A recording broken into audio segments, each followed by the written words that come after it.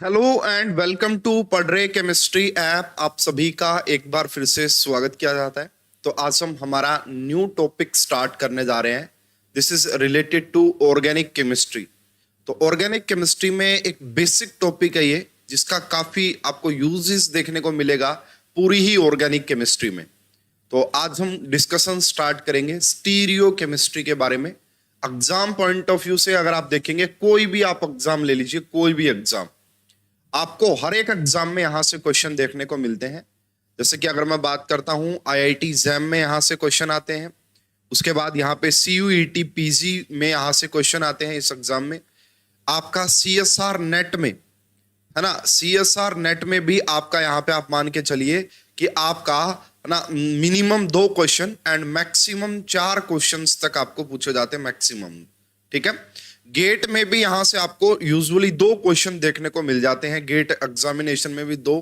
And इसके अलावा अगर कोई और एग्जाम रहता है पीजीटी का या असिस्टेंट प्रोफेसर का, वहां पे भी आपको बहुत सारे क्वेश्चंस देखने को मिलते हैं। तो एक काफी बेसिक टॉपिक है, काफी इंपॉर्टेंट टॉपिक है ना। खूब क्वेश्चन पूछे जाते हैं भाई कई तो। और इसका आगे यूज भी है। जब आप ऑर्गेनिक केमिस्ट्री में रिएक्शन मैकेनिज्म पढ़ेंगे, रिएक्शन इंटरमीडिएट पढ़ेंगे, आपको मेजर माइनर प्रोडक्ट बताना होगा, तो वहां पे आपको स्टीरियो केमिस्ट्री का भी बड़ा अहम रोल देखने को मिलेगा। ठीक है। तो ऑर्गेनिक केमिस्ट्री का ये जो टॉपिक है स्टीरियो केमिस्ट्री, इसका जीओसी से कोई खास लिंक नहीं है ना। जनरल ऑर्गेनिक केमिस्ट्री से इतना लिंक नहीं है ना। इन दोनों चैप्टर को आप पैरेलल पढ़ सकते हैं। इसके बाद, है ना, आपको जीओसी के बिना चीजें आगे समझ में नहीं आएंगी। इस चैप्टर को आप समझ सकते हैं जीओसी के बिना भी। ठीक है। तो भाई यहाँ पे आइडिया मैंने दे दिया कि कितने मार्क्स का आता है और क्या क्या पढ़ेंगे। बहुत कुछ पढ़ना होता है इसमें। थोड़ा सा मैं आपको ओवरव्यू दे ही देता हूँ। देखिए स्टूडेंट, मैं पढ़ाता हूँ आपका, आप सभी को पता है, बेसिक टू एडवांस, है ना। बेसिक से लेके और जितना हाई लेवल तक का ये हो सकता है वहां तक मैं पढ़ाता हूँ, और बिल्कुल बेसिक से। तो सबसे पहला जो पार्ट यहाँ पे होता है आपका, छोटा सा ही है ना, उसकी इंपॉर्टेंस ज्यादा होती है। Jam and jam, specially jam में 1-2 बार क्वेश्चन आए हैं। ठीक है। तो सबसे पहले हम यहाँ पे पढ़ते हैं स्ट्रक्चरल आइसोमर को। स्ट्रक्चरल, है ना, स्ट्रक्चरल आइसोमर। स्पेलिंग पक्का गलत है भाई, कोई दिक्कत नहीं, आप समझ गए होंगे मेरी बात को। Structural isomer. उसके बाद एक पार्ट होता है आपका जियोमेट्रिकल, है ना, जो स्ट्रक्चर के बाद ज्योमेट्रिकल आइसोमर के बारे में भी आपने पढ़ा होगा। और तीसरा पार्ट होता है आपका टोटोमेरिज्म। तीसरा पार्ट होता है आपका टोटोमेरिज्म। तो भाई ये देखो, ये अगर आप देखेंगे, है ना, अगर आप देखेंगे तो ये टॉपिक्स पढ़ाए नहीं जाते हैं स्टूडेंट्स को, है ना, है ना। ये टॉपिक्स पढ़ाए नहीं जाते, बट मैं तो पढ़ाऊंगा भाई, मैं तो बिल्कुल बेसिक से पढ़ाता हूं। तो यहां से ज्यादा क्वेश्चंस नेट में तो नहीं देखने को मिलते, गेट में नहीं देखने को मिलते, लेकिन इनका लिंक है भाई, ये आपको पढ़ने चाहिए। ठीक है। तो स्ट्रक्चरल आइसोमर पढ़ेंगे, ज्योमेट्रिकल आइसोमर पढ़ेंगे, टोटोमेरिज्म पढ़ेंगे, है ना। आप सभी को पता कि कितना जबरदस्त यूज होता है कीटो इनोल टोटोमेरिज्म का, या और भी डिफरेंट टाइप्स ऑफ टोटोमेरिज्म का, है ना, ऑर्गेनिक केमिस्ट्री में। इसके बाद जो है ना मेन पार्ट होता है, दैट इज योर, है ना, that is your stereo isomer, या फिर उसे हम बेसिकली बोल देते हैं आपका ऑप्टिकल आइसोमर। मेन फोकस अब इसी के ऊपर रहेगा, ऑप्टिकल आइसोमेरिज्म के ऊपर। सबसे ज्यादा इंपॉर्टेंट यही है। इस ऑप्टिकल आइसोमेरिज्म में भी क्या पढ़ेंगे हम, यहां पे हम पढ़ेंगे आपका एक तो सिमेट्री एलिमेंट्स के बारे में, सिमेट्री एलिमेंट्स के बारे में। उसके बाद यहीं पे हम पढ़ते हैं आपका कायरलिटी के बारे में। कायरलिटी क्या होती है, कितने टाइप्स की, बहुत टाइप की कायरलिटी पढ़ाई जाएगी। यहीं पे आपको पढ़ाया जाता है आरएस नोमेनक्लेचर, आरएस नोमेनक्लेचर। यहीं पे आपको पढ़ाया जाता है relation between the compounds. 2 compound आपको दे देगा, बोलेगा बताओ ये क्या है, इनेंशियोमर है ना, क्या है ये, सब कुछ ऑप्टिकल। यहीं पे एक आपका टॉपिक होता है दैट इज टोपोसिटी, है ना। यहीं पे आपका एक टॉपिक होता है दैट इज टोपोसिटी। तो भाई काफी, और यहाँ पे एक न्यूमेरिकल पार्ट भी आपका रहता है। काफी डिटेल में है ये चीजें, काफी डिटेल में है ना। हम पढ़ेंगे तब आपको चीजें समझ में आएंगी अच्छे से। उसके बाद एक और पार्ट होता है इसका, 5th पार्ट, जिसको हम अलग से पढ़ेंगे, that is conformations. That is conformations, very much important, बहुत ही ज्यादा। अलग से चैप्टर आप बना सकते हैं इसको, अलग से चैप्टर। तो अगर आप मुझसे पूछोगे जी स्टीरियो केमिस्ट्री में कितनी यूनिट है, है ना, यूनिट की बात कर लो, या कितने टॉपिक एंड डिटेल में पढ़ना है। देखो सबसे ज्यादा तो इंपॉर्टेंट है यही वाला टॉपिक। अगर आप बात कर रहे हैं किसी भी एग्जाम की, नेट और गेट जैम सभी सबसे ज्यादा यहां से क्वेश्चंस बनते हैं, लेकिन जैम में भाई स्पेशली जैम में इस पोर्शन से भी क्वेश्चन आते हैं, और ये तो है भाई सबसे इंपॉर्टेंट है ये तो। अभी मैं आपको थोड़ा सा अगर लेटेस्ट डाटा दूं तो जून 23 का एग्जाम हुआ सीएसआर नेट का, जून 23 का एग्जाम हुआ सीएसआर नेट का, तो वहां पे 2 ही क्वेश्चन पूछे इस बार, जो कि काफी कम थे, है ना। 2 क्वेश्चन पूछे, एक क्वेश्चन सिर्फ 2 मार्क्स का था, एक क्वेश्चन सिर्फ 2 मार्क्स का था, और एक क्वेश्चन आपका 4 मार्क्स का था। अब ये जो 4 मार्क्स का क्वेश्चन था ये पूछा गया था कॉन्फॉर्मेशन से, एंड ये जो 2 मार्क्स का क्वेश्चन था ये पूछा गया था आरएस नोमेनक्लेचर से। और एंड ये जो क्वेश्चन था आपका ये एज इट इज कॉपी था, जो कि आपका गेट 2020 में पहले पूछा जा चुका है वो, ठीक है। तो भाई ये इंटरलिंक्ड है, सारे एग्जाम के क्वेश्चन, सारी कहानियां इंटरलिंक्ड है, तो काफी डिटेल में हम चीजें पढ़ेंगे, ठीक है। और इसके अलावा भी बहुत सारे मिसलेनियस टॉपिक है, जब पढ़ेंगे तभी जाके आपको समझ में आएंगे, ठीक है। स्टीरियो केमिस्ट्री भाई बहुत सारे बच्चों को समझ में नहीं आती है, बट मेरा फेवरेट टॉपिक है, मैं काफी अच्छे से पढ़ा लेता हूँ स्टीरियो केमिस्ट्री, एंड बच्चों को भी समझा देता हूँ बहुत अच्छे तरीके से, ठीक है।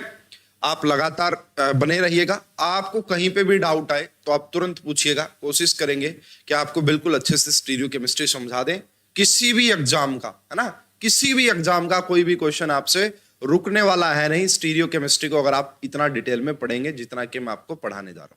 चलिए जी, बहुत बढ़िया, आप सभी को ओवरव्यू मिल गया है टॉपिक के बारे में।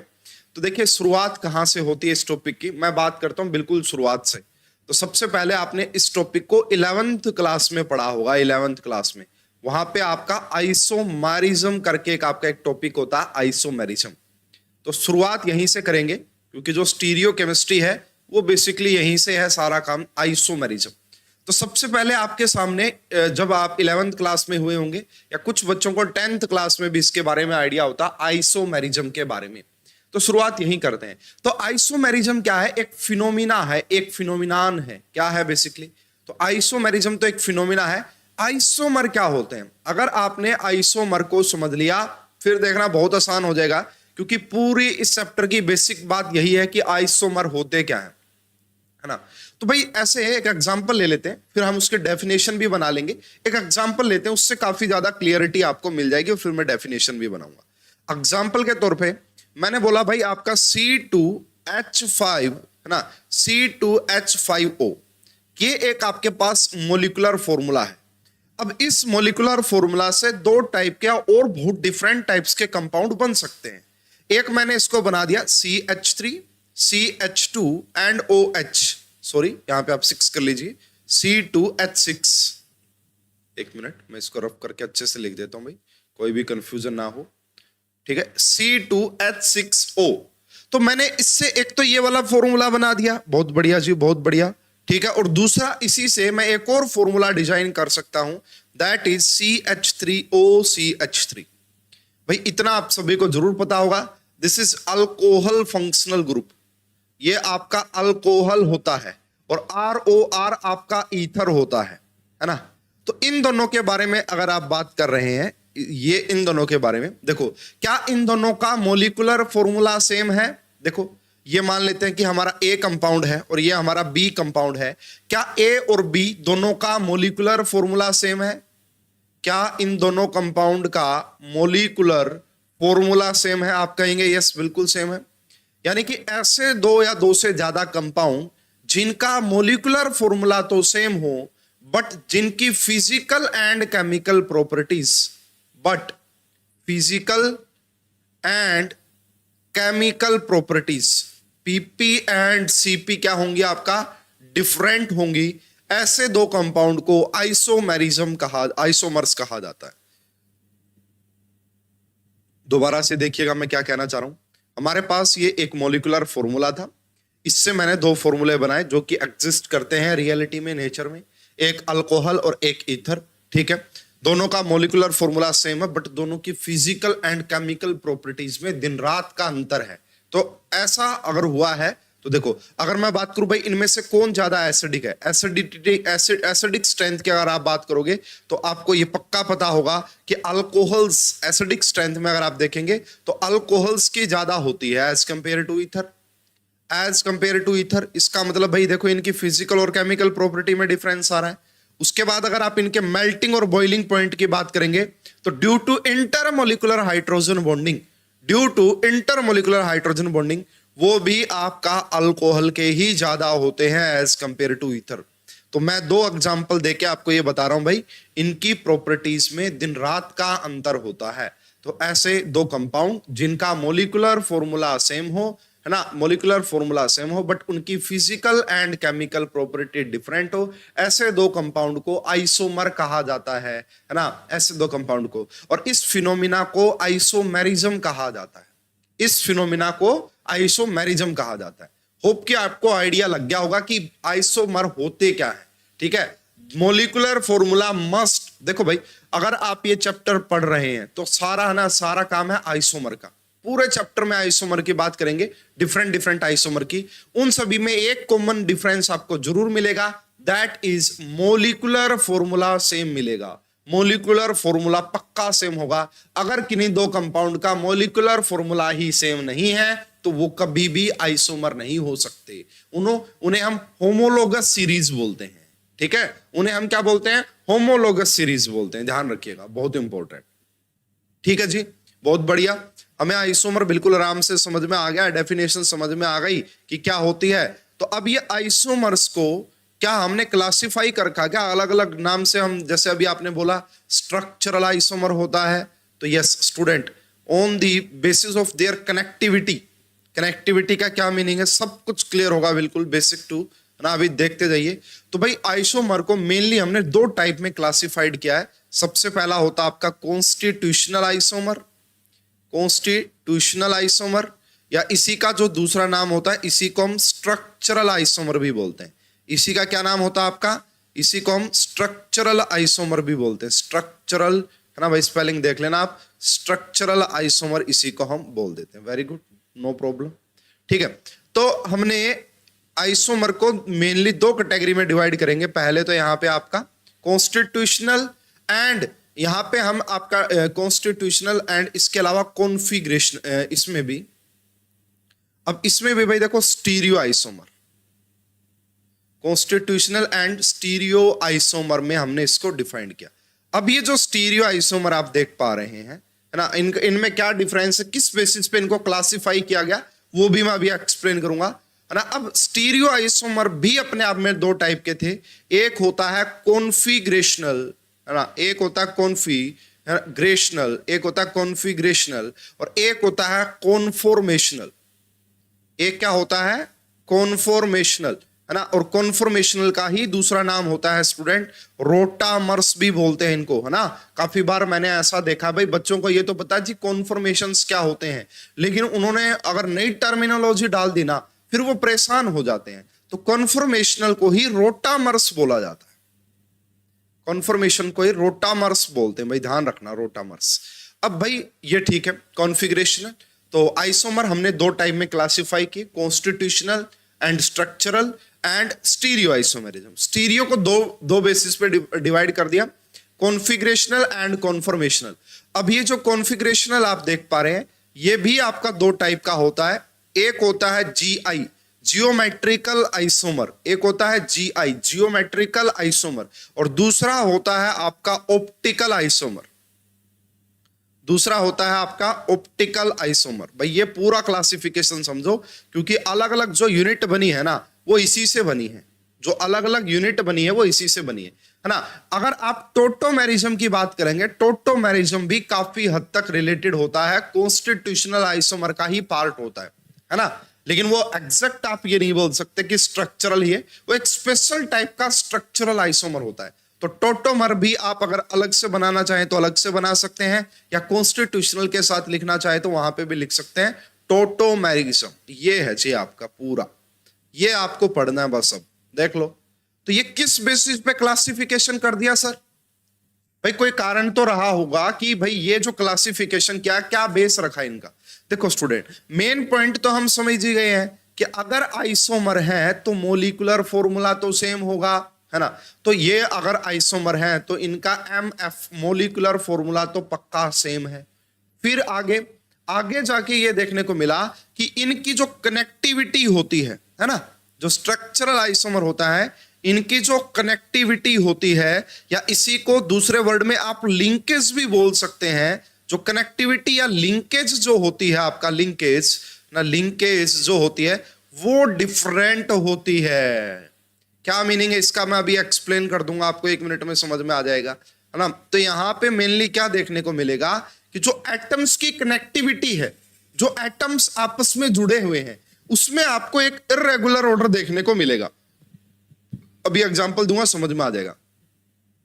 स्टीरियो आइसोमर में क्या हुआ, मॉलिक्यूलर फॉर्मूला तो सेम होना ही होना है, यहां पे कनेक्टिविटी भी सेम होती है स्टूडेंट, यहां पे जो एटम्स की कनेक्टिविटी है वो भी सेम होती है। तो फिर क्या हो गया जी, तो आगे फिर तो यहां पे ये देखा जाता है कि यहां पे 3 डायमेंशनल स्पेस में 3 डायमेंशनल रोटेशन करने पे आपका प्रॉपर्टीज चेंज हो जाती हैं।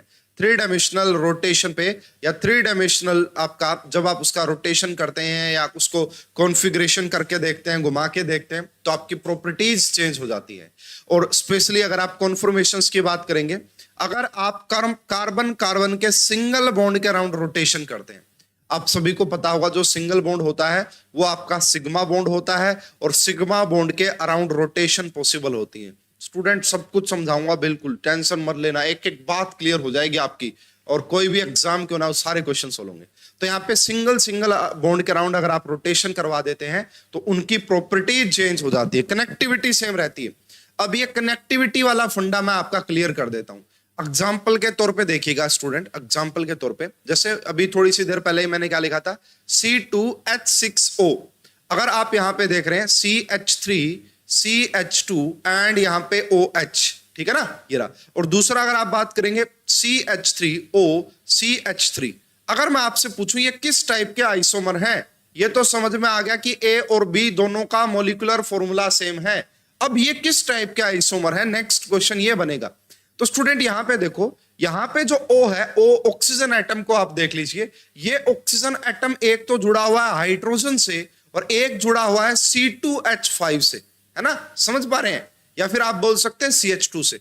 बट ये वाला ऑक्सीजन देखिए स्टूडेंट, दोनों जगह ही ये CH3 से जुड़ा हुआ है, तो क्या यहां पे एटम्स की कनेक्टिविटी डिफरेंट नहीं हो गई?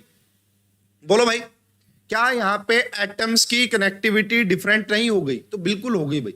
यहां पे आप देख सकते हैं कि ये जो ऑक्सीजन है इसके साथ हाइड्रोजन है, बट यहां पे ऑक्सीजन के साथ कोई हाइड्रोजन नहीं है, इसी को बोल रहे हैं कि कनेक्टिविटी डिफरेंट होती है ना। ये जो दिख रहा है ना आपको लिंकेज या फिर जो कनेक्टिविटी है एटम्स की, वही डिफरेंट हो जाती है।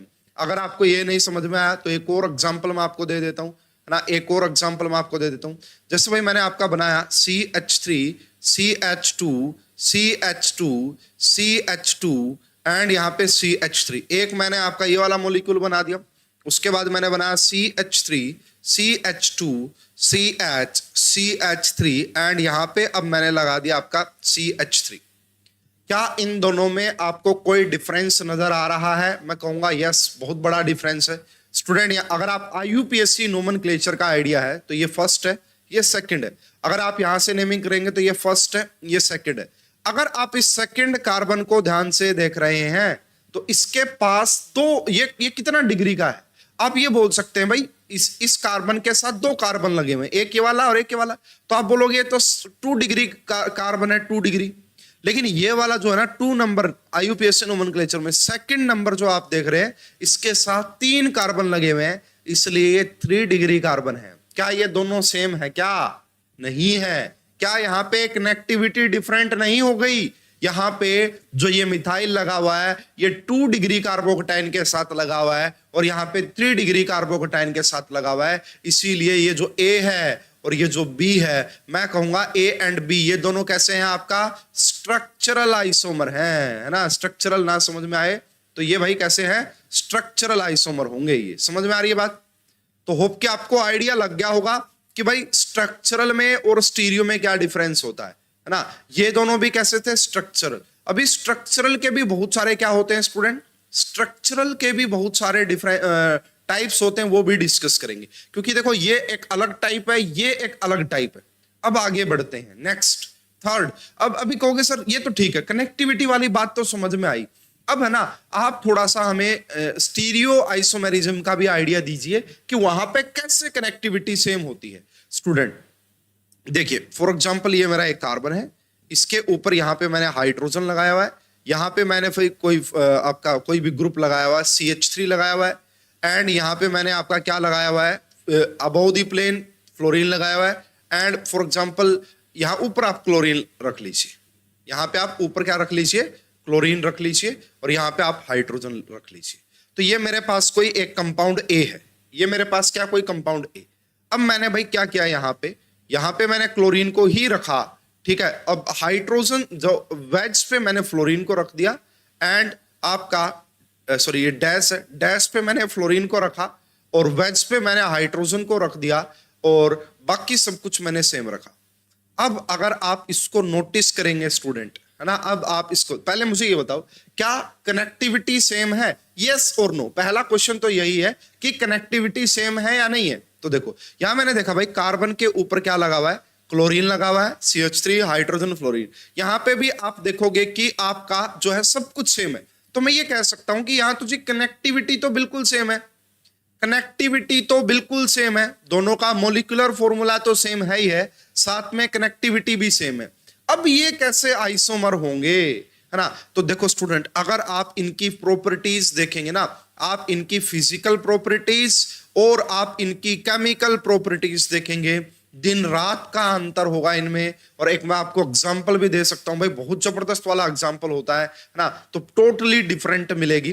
तो ऐसे दो कंपाउंड जिनका मोलिकुलर फॉर्मूला भी सेम है, देखो मैं क्या कर रहा हूं, ऐसे दो कंपाउंड जिनका मोलिकुलर फॉर्मूला भी सेम है, जिनके एटम्स की कनेक्टिविटी भी सेम है, लेकिन उनकी फिजिकल और केमिकल प्रॉपर्टी क्या आ रही है, डिफरेंट आ रही है। इसका मीनिंग वो कैसे आइसोमर रहे होंगे, स्टीरियो। वो कैसे आइसोमर रहे होंगे, स्टीरियो आइसोमर। क्या आपको ये क्लियरिटी मिल गई भाई कि स्टीरियो में, है ना, स्टीरियो पूरा ही आ गया। अब इसमें ये तीनों टाइप के आ गए, डिटेल में डिस्कस करेंगे, तब आप क्लासिफाई कर पाएंगे कि कब कोई ज्योमेट्रिकल होता है, कब कोई ऑप्टिकल होता है, कब कोई कॉन्फॉर्मेशनल आइसोमर शो करता है।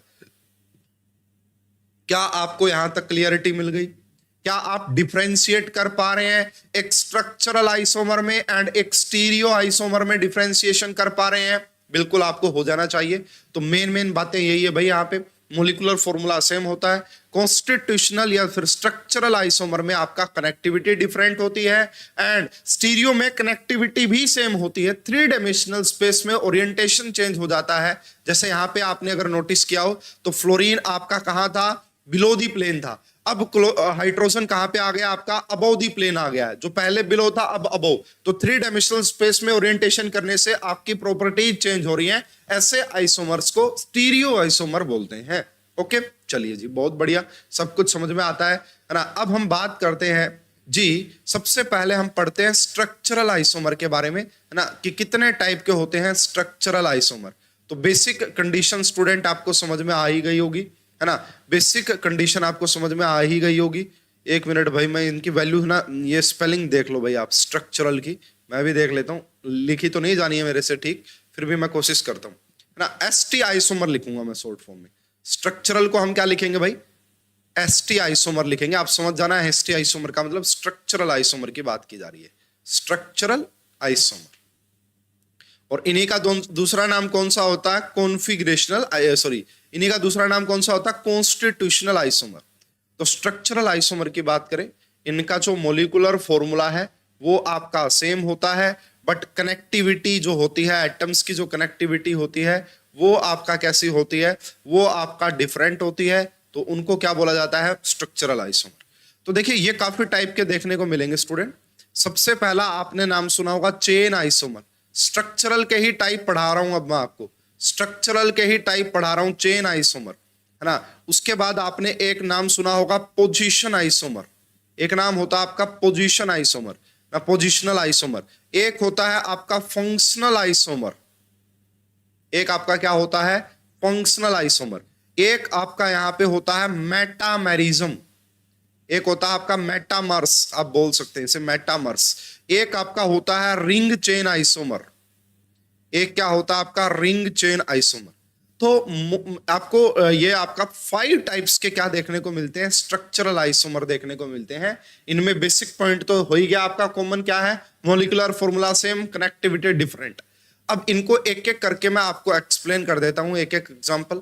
देखिए चेन आइसोमर की अगर आप बात करते हैं तो चेन आइसोमर में आपको क्या देखने को मिलेगा कि जो है ना, जो आपका चेन आइसोमर्स, देखिए स्टूडेंट आईयूपीएससी नोमेनक्लेचर आपने जरूर पढ़ा होगा, है ना। आईयूपीएससी नोमेनक्लेचर में आपको बोला जाता है कि एक मेन चेन सिलेक्ट करो। आईयूपीएससी नोमेनक्लेचर में मेन चेन या फिर उसी का दूसरा नाम क्या होता है, पेरेंट चेन। मेन चेन या फिर पेरेंट चेन आप क्या कीजिए, सिलेक्ट कीजिए।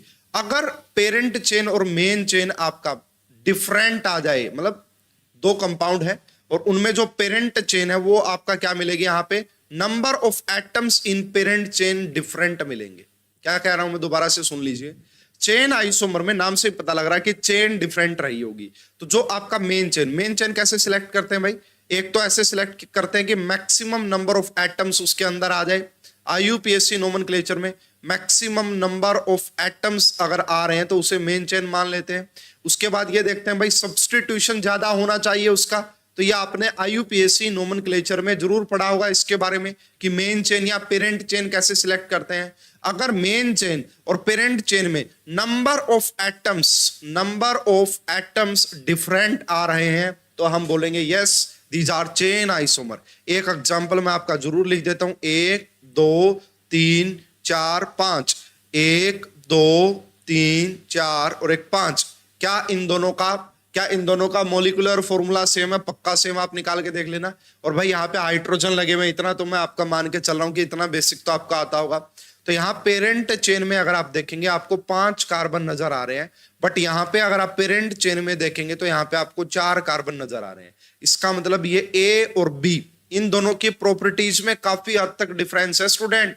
आप इनके बॉइलिंग पॉइंट, मेल्टिंग पॉइंट देखना अलग अलग मिलेंगे दोनों के, है ना। यहाँ पे ब्रांचिंग, जब ब्रांचिंग बढ़ती है सरफेस एरिया कम होता है, सरफेस एरिया कम होता है तो मेल्टिंग और बॉइलिंग पॉइंट भी कम होते हैं, ठीक है। ब्रांचिंग के इनवर्सली प्रोपोर्शनल होता है। तो यहाँ पे अगर आप देखेंगे ए और बी तो मैं ये बोलूंगा कि ये दोनों कैसे आइसोमर है। पहले तो सबसे पहले ये दोनों स्ट्रक्चरल आइसोमर है। स्ट्रक्चरल में भी ये किस टाइप के हैं तो हम बोलेंगे ये तो चेन आइसोमर है, क्योंकि यहाँ पे जो पेरेंट चेन है ना, जो आपका पेरेंट चेन है वो आपका डिफरेंट आ रही है, तो उनको हम चेन आइसोमर बोलते हैं। उनको हम क्या बोलते हैं जी, चेन आइसोमर बोलते हैं, ठीक है। सेकंड टाइप के जो आइसोमर होते हैं भाई, सेकंड टाइप का isomer that is positional isomer. Positional, इसमें भाई काफी ज्यादा मतलब है ना, काफी ज्यादा कंफ्यूजन हो जाता है स्टूडेंट को पोजिशनल में एंड आपका किसमें, चेन में। तो भाई सीधी सी बात है, अगर पोजीशन अलग अलग है 2 फंक्शनल ग्रुप की तो उनको पोजिशनल बोल देंगे। बस अभी देख लेना, 1 मिनट में आपको समझ में आ जाएगा। जैसे यहाँ पे आपका क्लोरीन लगा हुआ है और यहाँ पे क्लोरीन लगा हुआ है, क्या दोनों का क्या कोई मेन चेन अलग है, 6 कार्बन की है मेन चेन। तो मान लीजिए आपका एक ये कंपाउंड हो गया, उसके बाद आपका मैं दूसरा कंपाउंड बनाता हूं यहाँ पे, ये देखिए 1 2 3, तो यहाँ पे भी क्लोरीन आ गया और यहाँ पे भी क्लोरीन आ गया। तो क्या यहाँ पे जो फंक्शनल ग्रुप्स की पोजीशन है या सब्स्टिट्यूएंट की पोजीशन आपको क्या मिलेगी, डिफरेंट मिलेगी। सब्स्टिट्यूएंट की जो पोजीशन होगी वो आपका क्या मिलेगी, आपको डिफरेंट मिलेगी। पोजीशन में कुछ डिफरेंस आ जाएगा तो उन्हीं को हम क्या बोल देंगे, पोजिशनल आइसोमर। तो यहां पे ए और बी क्या है, पोजिशनल आइसोमर है। एक एग्जांपल ये हो गया। एक और एग्जांपल देख लीजिए स्टूडेंट, एक और एग्जांपल, 1 2 3 4 5।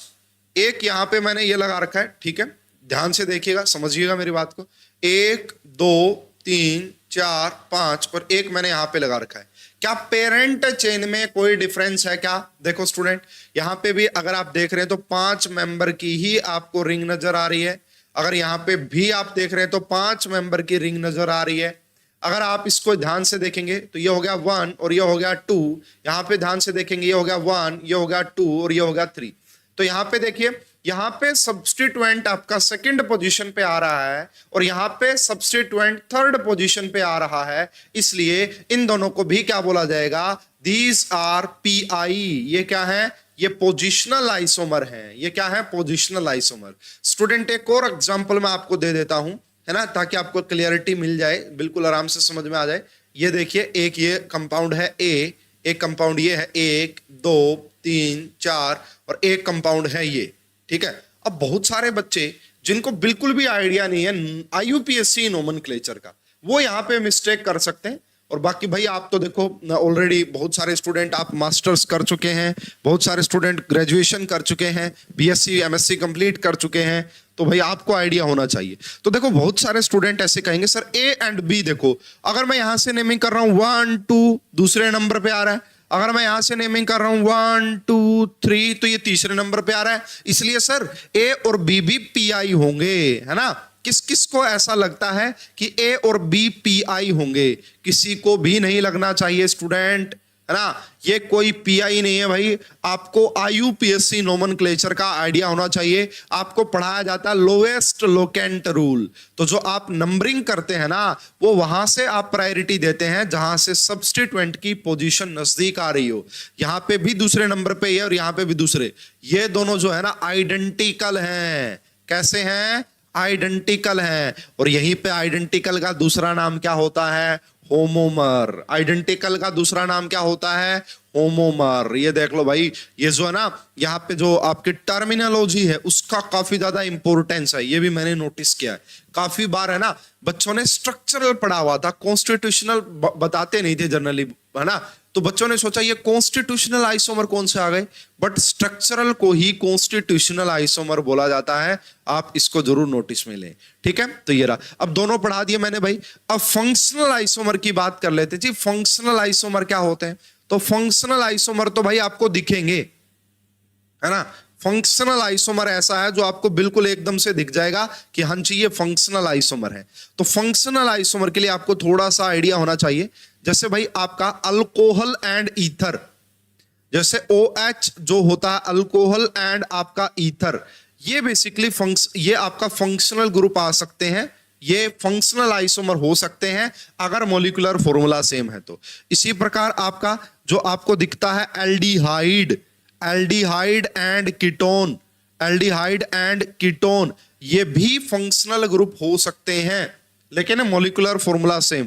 इसी प्रकार आपका acid and anhydride, sorry acid and ester, acid and ester ये भी क्या हो सकते हैं? ये भी आपका फंक्शनल आइसोमर हो सकते हैं। उसके बाद आपका भाई जैसे कि आप देख सकते हैं आपका एक हो गया RNH2, है ना। उसके बाद हो गया आपका R2NH, उसके बाद हो गया RN3, ये जो है ना आपका ये भी फंक्शनल आइसोमर हो सकते हैं, ठीक है।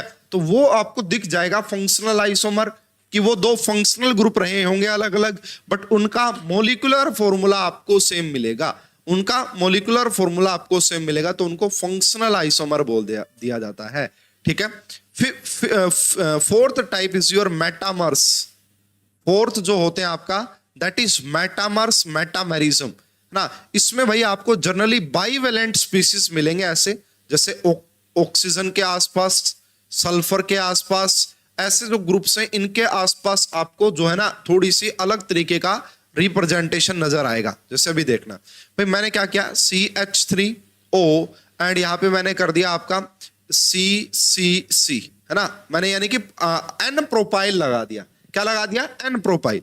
अब मैंने इसी के दूसरे मॉलिक्यूल में क्या किया, CH3 CH2O CH2 CH3। अब देखो क्या ये फंक्शनल आइसोमर है? हम कहेंगे नहीं है। क्या ये कोई और आइसोमर है? नहीं है। आपने क्या किया कि ये जो आपको ऑक्सीजन नजर आ रहा था इसके अराउंड आपने पोजीशंस को चेंज कर दिया है।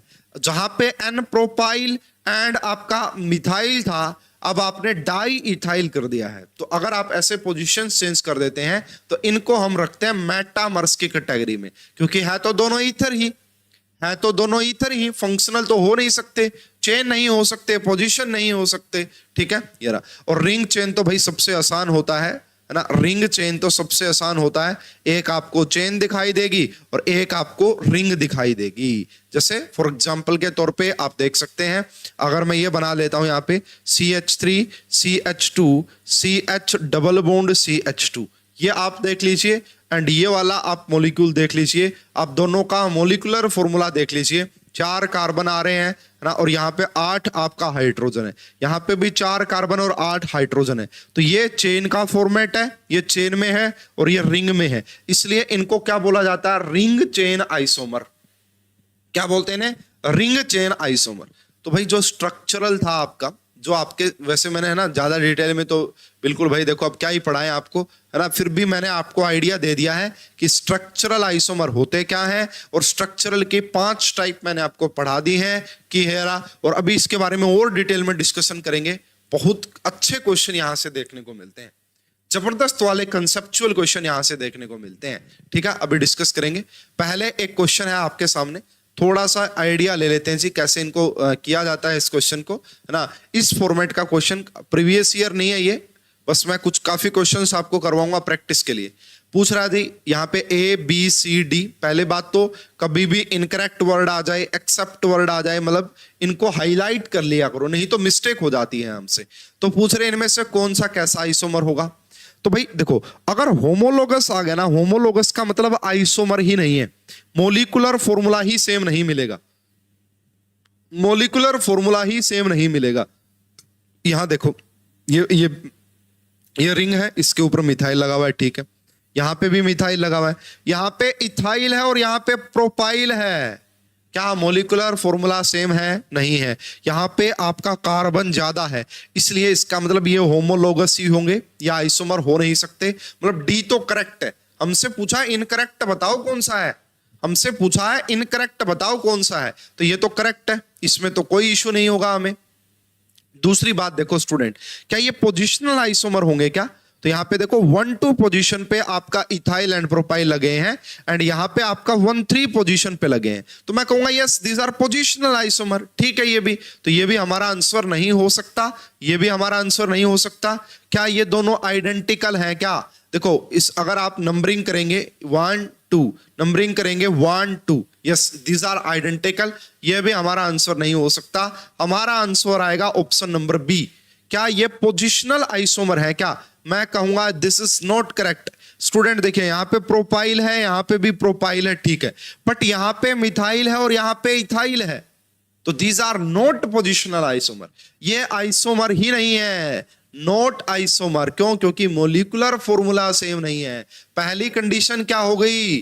पहली कंडीशन ही होती है आइसोमर के लिए, मोलिकुलर फॉर्मूला सेम होना चाहिए, बट ये क्या होंगे? These are homologous. इन्हें हम क्या बोलेंगे? These are homologous. ओके, आपको होप की समझ में आ गया होगा कैसे हम देखते हैं, है ना, आपको क्लियरिटी मिल गई होगी कि कैसे देखते हैं। स्टूडेंट देखिए, अगर मैं आपको बताऊं स्ट्रक्चरल आइसोमर के जो क्वेश्चन होते हैं ना, बहुत ही बेहतरीन होते हैं, है ना। स्टूडेंट अक्सर यहाँ पे मिस्टेक कर जाते हैं, तो कैसे क्वेश्चंस होते हैं आइए समझते हैं।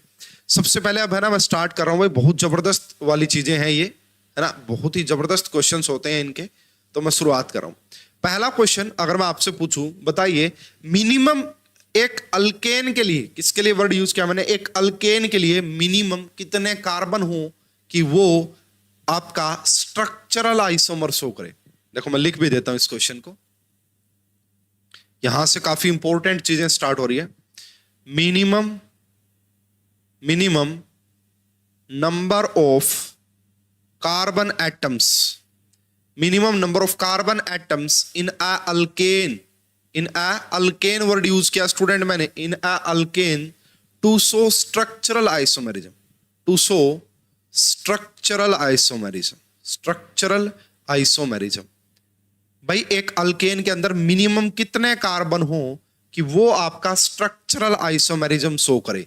तो आंसर लिखा मैंने 0, है ना, उसके बाद लिखा ये, है ना, यहाँ पे 2 लिख लो, चाहे यहाँ पे आप 3 लिख लीजिए और यहाँ पे आप 4 लिख लीजिए, 4।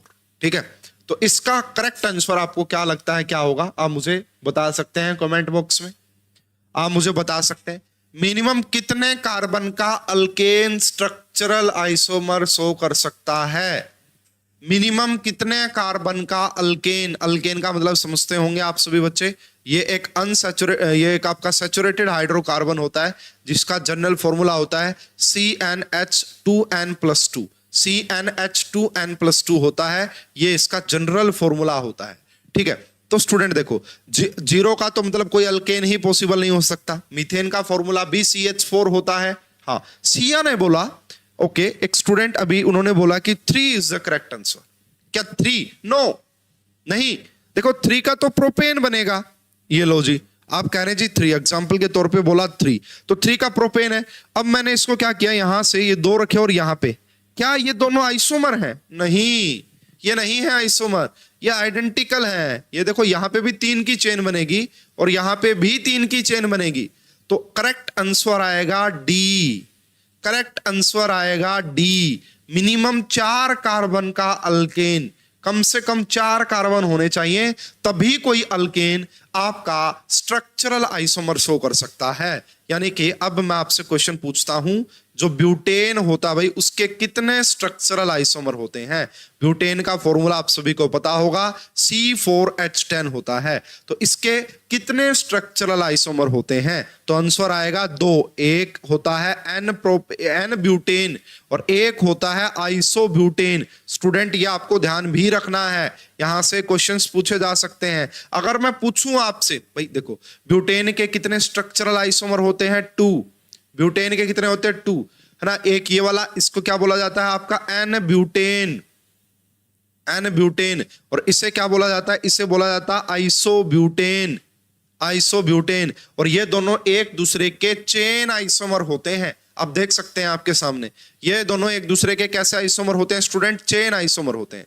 उसके बाद मैं नेक्स्ट आपसे पूछता हूं, भाई बताइए पेंटेन के कितने स्ट्रक्चरल आइसोमर होते हैं? ये क्वेश्चन पूछा जा चुका है ऑलरेडी, अभी डिस्कस कर लो भाई, इसको ध्यान से देख लो कि पेंटेन के कितने स्ट्रक्चरल आइसोमर होते हैं। तो इसका करेक्ट आंसर आएगा 3, है ना। एक ऐड कर दो यहां पे, इसको बोला जाएगा आपका एन पेंटेन।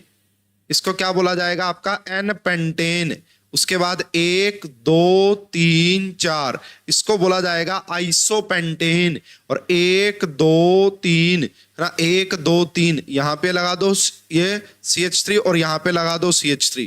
तो इसको क्या बोला जाता है? इसको बोला जाता है आइसोपेंटेन। और इसको क्या बोला जाता है स्टूडेंट? इसको बोला जाता है नियोपेंटेन। क्या बोला जाता है इसको? नियोपेंटेन। तो पेंटेन के कितने आइसोमर होते हैं? पेंटेन के कितने स्ट्रक्चरल आइसोमर होते हैं? तो करेक्ट आंसर आ जाएगा 3। ये याद रखने हैं, इंपॉर्टेंट है। मैं आपको ट्रिक भी बताऊंगा। देखो ब्यूटेन के कितने थे? देखो ब्यूटेन के कितने थे? 2। पेंटेन के कितने थे? 3। हेक्सेन के कितने होंगे? दोनों को ऐड कर दो, 2 + 3 कर दो, हेक्सेन के आ जाएंगे। देखो अभी मैं हेक्सेन के बना के दिखाता हूं आपको। हेक्सेन, हेक्सेन तक ही पूछेगा, ज्यादा नहीं पूछेगा आपसे। हेक्सेन के कितने स्ट्रक्चरल आइसोमर होते हैं? तो मैंने क्या बोला? 2 + 3। ट्रिक है ये, थोड़ा सा याद रखने का एक तरीका है। तो 5 होते हैं भाई आपका हेक्सेन के। कैसे कैसे होते हैं 5? 1 2 3 4 5 6। एक ये हो गया, 1 2 3 4 5।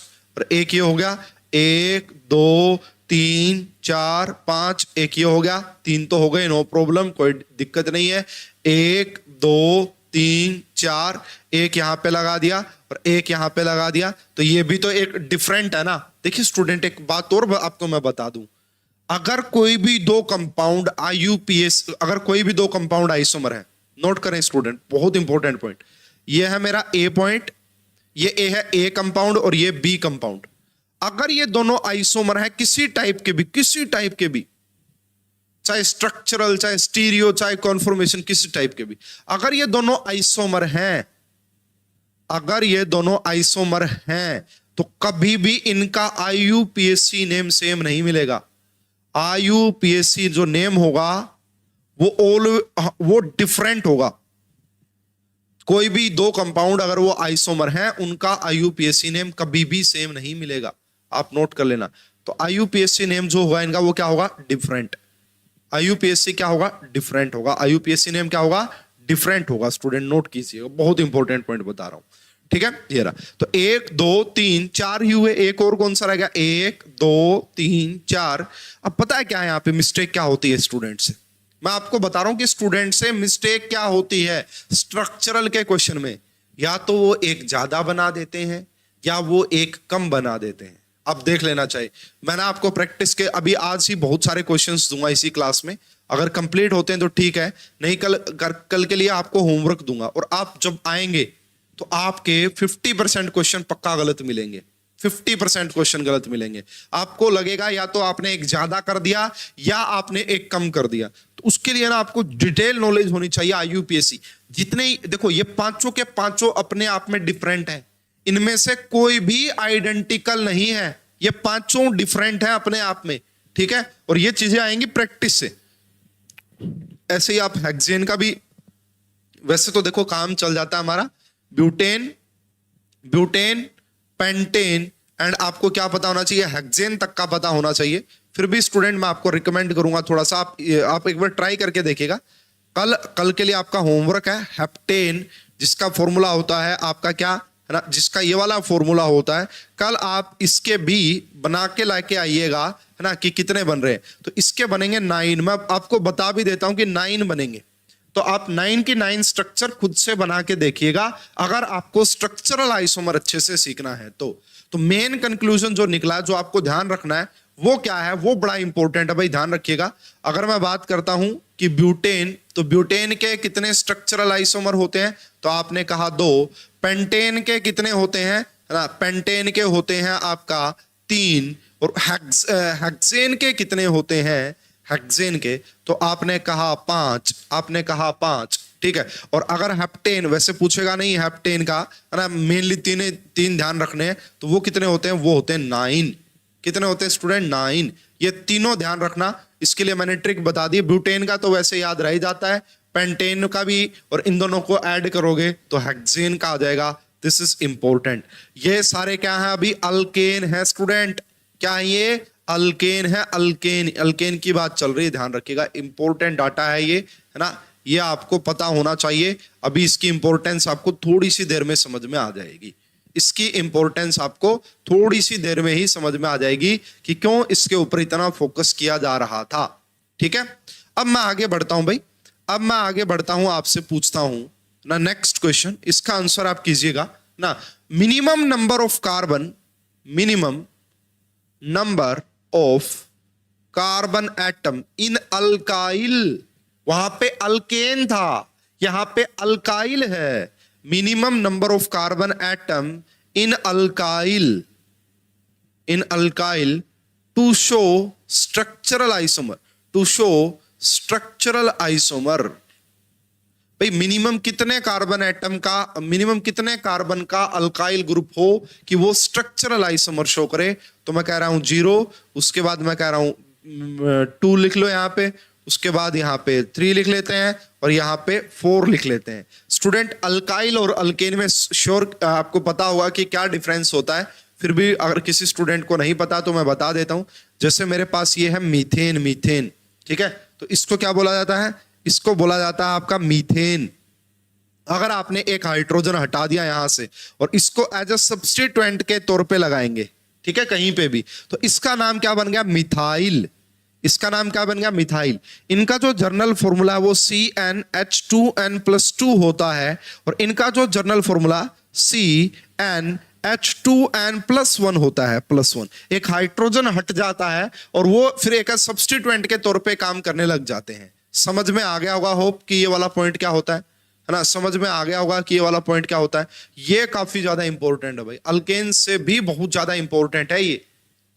इनको समझ लिया तो मतलब मान के चलो स्ट्रक्चरल आइसोमर में फिर कोई ज्यादा बड़ी प्रॉब्लम आपको आने वाली है नहीं है, ठीक है। तो इसका आंसर आएगा, करेक्ट आंसर इज योर 3। इसका जो करेक्ट आंसर आएगा दैट इज 3। मिनिमम 3 कार्बन का अल्काइल आइसोमेरिज्म शो करने लग जाता है। कैसे भाई, तो मिनिमम 3 का मतलब प्रोपाइल, 3 का मतलब क्या हो गया, प्रोपाइल, और प्रोपाइल का फार्मूला क्या होता है, C3H7। तो यस, ये कितने शो करता है, ये 2 आइसोमर शो करता है स्टूडेंट। प्रोपाइल कितने आइसोमर शो करता है, 2। कैसे, यहां पे आप देख लीजिएगा ना, 1 2 3, यहां पे भी 1 2 3। आप कहोगे जी ये क्या हुआ, है ना। देखो स्टूडेंट, अगर ये प्रोपाइल है तो ये आपका एन प्रोपाइल के तौर पे भी काम कर सकता है। ये क्या है, देखो इसका मतलब है जो भी आपका सब्स्टिट्यूएंट रहा होगा, जब हाइड्रोजन हटेगा उसकी जगह कोई तो आएगा, जैसे क्लोरीन आ गया, तो वो कहां पे लगेगा, इस कार्बन के ऊपर लगेगा, तो इसको बोला जाता है एन प्रोपाइल। और अगर आपका वो ग्रुप यहां पे लगता है इस बीच वाले पे, तो इसको बोला जाता है आइसोप्रोपाइल। क्या बोला जाता है इसको? आइसोप्रोपाइल। वेरी इंपॉर्टेंट स्टूडेंट, ध्यान रखिएगा। ये दो हो गए, अलग अलग हैं ये दो, एक ये और एक ये। तो दो आइसोमर होते हैं प्रोपाइल के, दो आइसोमर होते हैं प्रोपाइल के। उसके बाद मैं बात करता हूं ब्यूटाइल, उसके बाद मैं बात करता हूं आपका ब्यूटाइल। तो ब्यूटाइल के आपको कितने लगते हैं? तो ब्यूटाइल के होते हैं स्टूडेंट 3, नहीं एक मिनट रुकिएगा, ब्यूटाइल के कितने होते हैं भाई? 3 होते हैं ब्यूटाइल के, जहां तक मुझे ध्यान है। अभी एक बार चेक कर ले, 4 आएंगे ब्यूटाइल के, सॉरी ब्यूटाइल के कितने आएंगे? 4। ब्यूटाइल के कितने आएंगे? 4। कैसे? अभी देखिएगा, 1 2 3 4। देखो कभी भी अगर आपको अल्काइल के आपको क्या बनाने हैं? अल्काइल के आपको स्ट्रक्चरल आइसोमर बनाने हैं, तो पहले आप जैसे ब्यूटाइल है तो ब्यूटेन के बनाओ। ब्यूटेन के 2 बनाए थे मैंने, अगर आपको ध्यान है तो। ब्यूटेन के मैंने आपको 2 बनाए थे, अगर आपको ध्यान है तो, ये 2। ठीक है, अब इन्हीं को कॉपी कर लो, बस देखना। ये तो है ही है, इसका एक और कॉपी कर लेता हूं मैं। ये तो है ही है, इसका एक और कॉपी कर लेता हूं मैं। देखो अब अगर आप एक तो यहां पे लगा रहे हैं आपका जो भी फंक्शनल ग्रुप है, और एक आप यहां पे लगा रहे हैं, अलग अलग हो गए ना, ये अलग अलग हो गए। ठीक है, एक आप यहां पे लगा रहे हैं और एक आप यहां पे लगा रहे हैं, तो कितने हो गए? ब्यूटाइल के कितने हो गए? ब्यूटाइल के 4 होते हैं। ब्यूटाइल के 4 होते हैं, 2 तो ये वाले और 2 ये वाले। इसी प्रकार में अगर आपसे पूछूं पेंटाइल के कितने होते हैं? पेंटाइल तक बड़ा इंपॉर्टेंट है भाई, पेंटाइल तक बहुत ज्यादा इंपॉर्टेंट है। तो वहां पे मैंने क्या बोला था कि 2 + 3 कर दो, 5 होते हैं। यहां पे मल्टीप्लाई करनी पड़ेगी। क्या कह रहा हूं? यहां पे मल्टीप्लाई करो तब जाके आएंगे।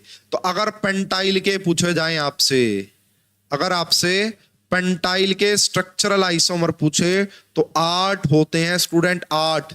ज्यादातर तो आपका ब्यूटाइल बड़ा इंपॉर्टेंट है, प्रोपाइल बड़ा इंपॉर्टेंट है, इनका जबरदस्त यूज देखने को मिलेगा आपको। लेकिन फिर भी पेंटाइल के कितने? वहां मैंने क्या बोला था स्टूडेंट? वहां मैंने क्या बोला था कि 2 + 3 कर दो, 5 आ जाएगा। यहां मैं क्या बोल रहा हूं? 2 × 4 कर दो, 8 आ जाएगा। कैसे बनाए जी? अगर आपको पेंटाइल के बनाने, पहले पेंटेन के बनाओ पॉसिबल स्ट्रक्चर। एक मैंने ये बनाया था पेंटेन का, एक मैंने ये बनाया था पेंटेन का, और एक मैंने ये बनाया था पेंटेन का। पहले तो पेंटेन के बनाओ, पेंटाइल के बनाने तो पेंटेन के बनाओ। हाँ जी, कोई प्रॉब्लम नहीं है। अब देखो यहाँ पे एक तो ये हो ही गया, दूसरा, उसके बाद तीसरा, ठीक है ना। ये देखो 3 यहाँ पे आ गए। किसी को भी समझ में ना आए तो आप मुझसे पूछ सकते हैं, पूछना आपको ही पड़ेगा भाई। आप पूछेंगे तभी मैं बता पाऊंगा, वरना मैं बता नहीं पाऊंगा। किसी को भी समझ में ना आए कुछ भी तो तुरंत पूछ लें। देखो यहां पे मैंने ये सब्स्टिट्यूएंट लगा दिया, बहुत बढ़िया। फिर मैंने यहां दूसरे नंबर पे लगा दिया, फिर यहां पे मैंने तीसरे नंबर पे लगा दिया। 3 हो गए, 3। उसके बाद एक मैंने यहां पे लगा दिया, वेरी गुड। एक मैंने यहां पे लगा दिया, वेरी गुड। एक मैंने यहां पे लगा दिया, वेरी गुड। और एक मैंने यहां पे लगा दिया। अगर आपको ये लगा दिया नहीं समझ में आ रहा है तो आ जाएगा थोड़ी सी देर में, इसको लेके ज्यादा चिंता करने की जरूरत नहीं है। बहुत सारे क्वेश्चंस की प्रैक्टिस जब मैं करवाऊंगा तो आपको लग जाएगा, हाँ जी अच्छा वहां पे कैसे आ रहे थे, अब हमें क्लियरिटी मिल रही है। ये रहा, इनमें से किसी भी कार्बन पे लगा दीजिए। इस जरूरी नहीं किसी पे लगाना, इस पे लगा दो, इस पे लगा दो, इस पे लगा दो, एक पे ही लगेगा, है ना, बाकी सेम हो जाएंगे फिर। तो यहां पे अगर आपको चीज समझ में आ गई हो तो जो हमारा पेंटाइल होता है उसके 8 स्ट्रक्चरल आइसोमर पॉसिबल हैं। उनका भी आइडिया हम कहां से लेते हैं? उनका भी आइडिया हम आपका अल्केन वालों से ही लेते हैं। तो अभी मैं दोबारा से फाइनल बता देता हूं आपको कंक्लूजन। अगर अल्केन की बात करें, दोबारा से फाइनल कंक्लूजन बता देता हूं, वेरी मच इंपॉर्टेंट। अल्केन के एंड स्ट्रक्चरल आइसोमर, अल्केन और उसके स्ट्रक्चरल आइसोमर बार बार लिख के देखिएगा, प्रैक्टिस कीजिएगा। एंड वहीं पे अगर मैं बात करूं अल्काइल और उनके स्ट्रक्चरल आइसोमर, तो बड़ा इंपॉर्टेंट है भाई, ये बड़ा इंपॉर्टेंट कंसेप्ट है, ध्यान रखिएगा। ठीक है, स्ट्रक्चरल। तो यहां पे सबसे पहले हमने किसकी बात की थी? ब्यूटेन ही शो करता है। और ब्यूटेन के कितने बताए थे मैंने आपको? 2। उसके बाद कौन था? पेंटेन के कितने बताए थे? 3। और उससे नेक्स्ट जो आया था हेक्सेन, तो उसका हमने क्या कर दिया था? दोनों का एडिशन, तो कितना आ गया था? 5। तो हेक्सेन तक ध्यान रख लेना। यहां पे शुरुआत हो जाती है प्रोपाइल से ही। प्रोपाइल के कितने बताए मैंने? 2। उसके बाद आ गया ब्यूटाइल, ब्यूटाइल का मैंने कितने बताया 4, और उसके बाद आ गया पेंटाइल, पेंटाइल के लिए मैंने क्या तरीका बताया आपको कि दोनों की मल्टीप्लाई कर देना ऊपर वालों की, है ना। ये एक जस्ट कहानी एक ये आप इंटरलिंक बना रखा है मैंने ताकि आप लंबे टाइम तक याद रख सकें चीजें, है ना। ये आपको क्लियर हो गया होगा भाई, वेरी इंपॉर्टेंट डाटा। ये अभी तक जितना पढ़ा ये कंक्लूजन हमने निकाला है। सर ये आप जो पढ़ा रहे हैं कैसे क्वेश्चन आते हैं इनके ऊपर? आपने जो इतनी सारी बातें पढ़ा दी, या अलग अलग स्ट्रक्चर आप याद रख रहे हैं, क्या काफी इंपॉर्टेंट है क्या ये? स्टूडेंट मैं कहूंगा जबरदस्त कंसेप्चुअल क्वेश्चन आता है, बहुत ही बेहतरीन क्वेश्चन होता है ये। स्ट्रक्चरल आइसोमर का क्वेश्चन हर बच्चा सोल्व नहीं कर पाएगा। जबरदस्त आपको पता होना चाहिए, टॉपिक की डेप्थ के बारे में पता होना चाहिए, तभी आप कर पाएंगे। स्ट्रक्चरल का क्वेश्चन हर स्टूडेंट नहीं कर पाता। मैंने ऐसा नोटिस किया है, अरे सर ये क्या है, कभी आप यहां पे लगा रहे हो, कभी आप यहां पे लगा रहे हो, ये क्या है, हमें तो कुछ समझ में नहीं आ रहा। लेकिन जिसको समझ में आ रहा है उसको बड़ा मजा आता है ना। क्लास में अगर 50 बच्चे बैठे हैं तो 5 या 10 बच्चे ही इसको सोल्व कर पाते हैं, बाकी को समझ में नहीं आ रहा होता क्या चल रहा है ना, क्या चल रहा है। तो होप कि आपको समझ में आ रहा होगा। नहीं समझ में आए तो मेरी जिम्मेवारी बनती है आपको समझाना, आप मुझसे पूछिए, मैं आपको जरूर समझा दूंगा इसको, ठीक है। चलिए अब हम आगे बढ़ते हैं। पहले तो मैं आपको एक डायरेक्ट क्वेश्चन दिखा देता हूं जो पूछा था, है ना। डायरेक्ट देखो भाई, ये जो क्वेश्चंस होते हैं वो आपका नेट गेट में इतने ज्यादा नहीं पूछे गए हैं, लेकिन आपका आईआईटी जैम में जरूर क्वेश्चन आए हैं यहां से, ठीक है। और डायरेक्ट मेरी बुक से, मतलब जो मैंने करवाया था स्टूडेंट को, उससे भी क्वेश्चन आए हैं डायरेक्ट। जिससे मैं आपको भी एक क्वेश्चन दिखाता हूं। ये क्वेश्चन आप देख सकते हैं स्टूडेंट, जैम 16 में, जैम 2016 का क्वेश्चन है, the number of all possible isomer. यहां पे गड़बड़ हो जाती है भाई, यहां पे गड़बड़ हो जाती है। The number of all possible isomer for the molecular formula this. ये कौन है आपका, ये कौन है, हेक्सेन। अगर हेक्सेन के वैसे पूछ लेते तो मैं आंसर बताता, स्ट्रक्चरल पूछ लेते तो, स्ट्रक्चरल पूछ लेते तो आंसर कितना हो जाता 5। स्ट्रक्चरल पूछ लेते तो आंसर कितना हो जाता 5। अब आंसर क्या होगा तो स्टूडेंट देखो, अब आपको बना के देखना पड़ता है, क्योंकि आपको फिर किसका भी आइडिया होना चाहिए, स्टीरियो का भी। इसमें तो कोई भी आपका क्या नहीं होता है ना, इसमें कोई भी कार्बन कायरल नहीं होता है। अगर नहीं पता कोई बात नहीं, आ जाएगा समझ में। अभी स्ट्रक्चरल की बात करें तो स्ट्रक्चरल का आपको जरूर आइडिया होना चाहिए। एक ये वाला बताया था, 1 2 3 4 5, एक ये वाला बनाया था मैंने, ठीक है। उसके बाद 1 2 3, एक यहां पे लगाया था मैंने, और एक मैंने यहां पे लगाया था, ठीक है। 1 2 3 ना, 1 2 3, एंड इसके बाद आपका एक यहां पे लगाया था मैंने, और एक आपका यहां पे लगाया था। इनमें से कोई भी आपका ऑप्टिकल या ज्योमेट्रिकल शो नहीं करता। ज्योमेट्रिकल के तो अलग ही केसेस होते हैं, आपको दिख जाएंगे। ज्योमेट्रिकल के तो अलग ही केस होते हैं, वो आपको दिख जाएंगे। इनमें से कोई भी ऑप्टिकल शो नहीं कर रहा, ये सारे के सारे स्ट्रक्चरल ही शो करते हैं। तो इस क्वेश्चन का करेक्ट आंसर क्या आ जाएगा स्टूडेंट? इस क्वेश्चन का करेक्ट आंसर आ जाएगा 5।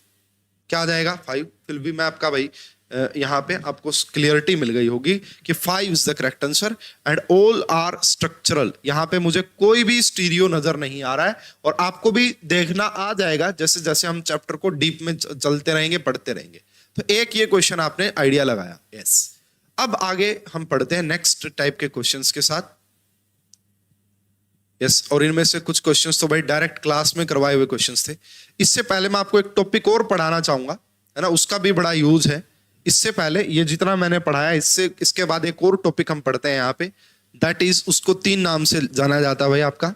एक होता आपका DOU, एक होता DOU, एक होता आपका, है ना, एक होता DBE, एक होता DBE, और एक होता है DH। ये 3 नाम से जाना जाता है भाई। इस एक टॉपिक को ही 3 नाम से जाना जाता है, ठीक है। और इसका भी बहुत जबरदस्त यूज आपको देखने को मिलेगा। और कई बार जब ऑर्गेनिक केमिस्ट्री की रिएक्शंस होती हैं, जब प्रोडक्ट बनता है, तो प्रोडक्ट में आपसे पता क्या पूछते हैं, बताओ कितने DOU होंगे। तो क्या होता है जी, ये DOU समझ लेते हैं पहले तो इसी को। तो यहां पे आपका होता है DOU का मतलब होता है degree of unsaturation, degree of unsaturation ये रहा। या फिर इसी को बोल दिया जाता है आपका डबल बॉन्ड इक्विवेलेंट। इसी को क्या बोल दिया जाता है? Double bond equivalent. इसी को हम क्या बोल देते हैं? आपका डबल बॉन्ड इक्विवेलेंट। और इसी को बोल दिया जाता है deficiency of hydrogen index, index of hydrogen deficiency, जो भी आप बोलना चाहें इसको आप। इसी को आप क्या बोल सकते हैं? एक और नाम इसका, दैट इज इंडेक्स ऑफ ना, index of hydrogen deficiency, hydrogen deficiency. भाई बहुत इंपॉर्टेंट है ये भी, कई बार डायरेक्ट क्वेश्चन भी आते हैं और स्ट्रक्चरल आइसोमर के क्वेश्चंस में इसका इनडायरेक्टली बड़ा रोल होता है। ठीक है, होता क्या है ये तो थोड़ी सी देर में समझ में आएगा। सीधा मैं आपके ऊपर आता हूं, यहां पे निकालते कैसे हैं। देखिए भाई निकालते कैसे हैं, आप देखेंगे इसके लिए बहुत सारी बुक्स में एक फॉर्मूला लिखा हुआ है, बट मैं फॉर्मूला फॉलो नहीं करता हूं, मैं मेरा कंसेप्ट फॉलो करता हूं। मैंने एक कंसेप्ट बनाया हुआ है, अगर वो कंसेप्ट आप भी फॉलो करेंगे तो आप बिल्कुल करेक्ट आंसर बता पाएंगे और कोई भी आपको वहां पे कंफ्यूजन या कभी भी आपका वो गलत नहीं होगा। और आपको रट्टा नहीं मारना पड़ेगा, याद नहीं रखना पड़ेगा, कंसेप्ट है। अगर आपको समझ में आ गया और आपने 5 से 10 बार उसकी प्रैक्टिस कर ली, फिर आप उसको बोलने वाले हैं नहीं।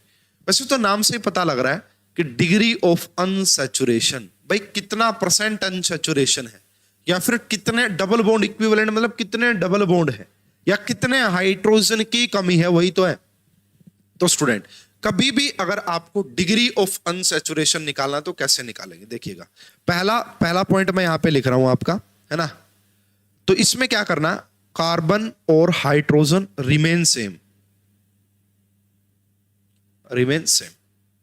कार्बन और हाइड्रोजन को वैसे का वैसा पड़ा रहने दो, जितने कार्बन उतने पड़े रहने दो, जितने हाइड्रोजन उतने पड़े रहने दो। ठीक है, दूसरी बात, अगर कोई डाईवैलेंट है, डाईवैलेंट स्पीसीज है, जैसे कि आपका ऑक्सीजन हो गया, सल्फर हो गया, डाईवैलेंट होते हैं जिनके ऊपर 2 नेगेटिव का चार्ज होता है ना, तो उनको क्या कर दो? इग्नोर। उनको क्या कर दो? इग्नोर। और है ना, उनको क्या कर दो? इग्नोर। और अगर आपके पास मोनोवैलेंट है, मोनोवैलेंट कैसे हो गए? ज्यादातर आपको हैलोजन्स मोनोवैलेंट देखने को मिलेंगे। कौन? फ्लोरीन, क्लोरीन, ब्रोमीन, आयोडीन, ये मोनोवैलेंट होते हैं। या फिर ट्राईवैलेंट, या फिर ट्राईवैलेंट, ये मेरा कंसेप्ट है भाई, ट्राईवैलेंट। ट्राईवैलेंट में ज्यादातर आपको क्या देखने को मिलेगा? Nitrogen, N3 negative. ठीक है, इनको क्या मान लो, है ना, लेट हिम हाइड्रोजन, इनको हाइड्रोजन मान लो, इनको क्या कर लो? हाइड्रोजन मान लो। दोबारा से मैं इसको एक्सप्लेन करूंगा और जब मैं आपको एग्जांपल दूंगा तो फिर आपको क्लियरिटी मिल जाएगी। भाई आपको कोई फॉर्मूला गिवन रहेगा और बोलेंगे बताओ इसके अंदर कितने डिग्री ऑफ अनसैचुरेशन है, तो मैंने क्या कहा, उस फार्मूले में जितने भी कार्बन और हाइड्रोजन हो उनको वैसा का वैसा पड़ा रहने दो। उसके बाद जितने भी डाईवैलेंट स्पीसीज हो उन सभी को इग्नोर कर दो कि है ही नहीं फॉर्मूले में। ठीक है, उसके बाद जितने भी मोनोवैलेंट हो या फिर ट्राईवैलेंट हो उनको हाइड्रोजन मान लो कि वो हाइड्रोजन है। ठीक है, अब उनके बाद ये करने के बाद जो भी फॉर्मूला बचा, जो भी फॉर्मूला आपके पास आएगा, एक क्या आएगा आपका फॉर्मूला निकल के आएगा, इस फॉर्मूला को कंपेयर करो अल्केन के फार्मूला से। देखो थोड़ा सा आपको लगेगा भाई क्या हो गया ये, लेकिन बहुत आसान है। Compare with alkane formula. देखो भाई यहां पे आपको कार्बन तो पता लग ही गए होंगे, जो भी फार्मूला रहा होगा, मान लो उसके अंदर 5 कार्बन है, तो पेंटेन के फार्मूला से कंपैरिजन कीजिए, ये जो फार्मूला आएगा, है ना, और फिर आपको क्या दिखेगा? हाइड्रोजन की डेफिशिएंसी दिखेगी। आपने जब कंपेयर किया, कंपेयर करने के बाद आपने अगर 2 हाइड्रोजन की कमी हो, एक डबल बॉन्ड, एक DOU होता है, एक DBE होता है, एक ही मीनिंग इनका। 2 हाइड्रोजन की कमी हो तो 1 डिग्री ऑफ अनसैचुरेशन होता है, 4 की हो तो 2, 6 की हो तो 3, 10 की हो तो 5, 20 की हो तो 10, 50 की हो तो 25। यानी कि अगर 2 हाइड्रोजन की कमी है उसकी वजह से 1 डिग्री ऑफ अनसैचुरेशन आता है। अब कहोगे जी हमें नहीं समझ में आ रहा क्या कह रहे हैं आप। ठीक है, कोई बात नहीं है भाई, मेरा काम है समझाना। तो जैसे सबसे पहले मैंने आपको बोला, सिंपल पहले एक एग्जांपल फर्स्ट लेते हैं। मैंने आपसे बोला भाई C5 एंड H8, बताइए कि क्या इसका डिग्री ऑफ अनसैचुरेशन होगा। अब यहां पे कोई हेटेरोएटम है ही नहीं, है ही कौन, ये है कौन, कार्बन और हाइड्रोजन। तो ये आप इसको क्या करो, इसके अल्केन के फार्मूला से कंपेयर करो। अल्केन का फार्मूला क्या होता, 5, 5 का डबल करते तो 10 और 2 12, है ना। तो कितने हाइड्रोजन की कमी है, आप कहोगे जी 4 हाइड्रोजन की कमी नजर आ रही है। अगर 4 हाइड्रोजन की कमी है तो 2 DBE, 2 डबल बॉन्ड इक्विवेलेंट होंगे। क्या आपको ये एग्जांपल समझ में आ गया, क्या आपको ये एग्जांपल समझ में आ गया भाई? कमेंट बॉक्स में जल्दी से बताएंगे, कमेंट बॉक्स में जल्दी से बताएंगे क्या आपको ये एग्जांपल समझ में आ गया। ठीक है, ये सिंपल है, सिंपल। सेकंड हम बात करते हैं भाई, जैसे मैंने आपको बोल दिया कि यहां पे C4 है एंड H7 है एंड एक मैंने क्लोरीन मान लिया। अब बताओ कितने डिग्री ऑफ अनसैचुरेशन होंगे। मैंने आपको क्या बोला था, C4 ऐसा कैसा लिखो, H7 ऐसा कैसा लिखो। क्या क्लोरीन जो है वो मोनोवेलेंट है? हाँ मोनोवेलेंट है, तो इसको हाइड्रोजन मान लूं मैं? यस, हाइड्रोजन जैसे मैंने माना तो मैंने ये 8 बना दिए। अब इसको मैं इसके अल्केन के फार्मूला से कंपेयर करता हूं, है ना। तो ब्यूटेन का फार्मूला क्या होता है, C4 एंड H10। तो कितने हाइड्रोजन की कमी नजर आ रही है मुझे इसमें, 2 हाइड्रोजन की कमी। अगर 2 हाइड्रोजन की कमी है तो कितना डबल बॉन्ड इक्विवेलेंट होगा, कितना डबल बॉन्ड इक्विवेलेंट होगा, तो आंसर आएगा 1। कितना डबल बॉन्ड इक्विवेलेंट होगा, आंसर आएगा 1, है ना। कितना भी डिफिकल्ट फॉर्मूला क्यों ना हो, आराम से आप कर पाएंगे। जैसे कि देखना C4, अभी मैं कोई और ले लेता हूं, C6H8 O2, बताओ इसके अंदर कितने डिग्री ऑफ अनसैचुरेशन होंगे। मैंने आपको क्या तरीका बताया, कार्बन को वैसे का वैसा लिख दो, हाइड्रोजन को वैसे का वैसा लिख दो। अगर डाईवेलेंट है तो इग्नोर कर दो, 2 ऑक्सीजन थे दोनों को इग्नोर कर दिया। अब इसके अल्केन के फार्मूला से कंपैरिजन कर लीजिए, क्या होता है, C6H14, कितने हाइड्रोजन की कमी है स्टूडेंट, 6 हाइड्रोजन की। अगर 6 हाइड्रोजन की कमी है तो कितना डबल बॉन्ड इक्विवेलेंट आएगा, कितना डबल बॉन्ड इक्विवेलेंट आएगा, तो करेक्ट आंसर आ गया 3। करेक्ट आंसर कितना आ गया, 3। क्या आप डबल बॉन्ड इक्विवेलेंट निकाल लेंगे? प्रैक्टिस हो गई आपकी, आप प्रैक्टिस कर करके देख लेना, बहुत आसान वे है, मैंने आपको काफी अच्छे से समझा दिया है। एक और लास्ट एग्जांपल मैं यहीं पे आपको बता देता हूं बस ना, एक और लास्ट एग्जांपल, 4th एग्जांपल आप ले लीजिए ना, C5H6 ना एंड F2 एंड N, ये वाला। इसके अंदर आपको बताना है कि कितने डिग्री ऑफ अनसैचुरेशन होंगे। तो सबसे पहला काम तो वही करना है भाई, C5H6, क्या F2 मोनोवेलेंट है और क्या नाइट्रोजन भी ट्राइवेलेंट है? दोनों को ही मैं क्या मान लूंगा, हाइड्रोजन। दोनों 6 थे, 3 इनकी वजह से मान लिए, तो कितना हो गया, 9 हो गए। कंपेयर करो इसके मॉलिक्यूलर फार्मूला से, तो इसका मॉलिक्यूलर फार्मूला कितना आएगा, ये है ना। यहाँ पे थोड़ा सा भाई आप इसको 5 कर लो, क्योंकि ऐसा फार्मूला बना के देगा आपको, यहाँ पे आप 5 कर लो पहले ही। तो यहाँ पे अगर आप 5 कर लेते हैं, ये अगर आपका 5 कर लेते हैं, तो अब आपको क्या देखने को मिलेगा, यहाँ पे 8 देखने को मिलेगा। क्या देखने को मिलेगा, 8। तो कितने हाइड्रोजन की कमी हो गई, 4 हाइड्रोजन की। तो कितना डिग्री ऑफ अनसैचुरेशन, तो कितना, 2 डबल बॉन्ड इक्विवेलेंट। क्या आएगा, 2 डबल बॉन्ड इक्विवेलेंट। क्या आपको ये समझ में आ गया, बोलो भाई। फिर मैं आपको एक प्रीवियस ईयर क्वेश्चन करवाता हूं इसके ऊपर, बहुत आसान है स्टूडेंट। डिग्री ऑफ अनसैचुरेशन की बात हम कर रहे हैं, ठीक है। इसका यूज क्या है, क्या क्यों हम इसको निकालते हैं, क्या मीनिंग इसका होता है, अभी क्लियर हो जाएगा। पहले आप इसको निकालना सीख लो। मैंने कहा कोई भी आपको फॉर्मूला गिवन रहेगा, आप ये देख लेना कि उसमें कार्बन और हाइड्रोजन को सेम रखना, डाईवेलेंट को इग्नोर कर देना, मोनोवेलेंट और ट्राइवेलेंट को हाइड्रोजन मान लेना। जो फॉर्मूला आएगा उसको उसके अल्केन के फॉर्मूला से कंपैरिजन कर लेना।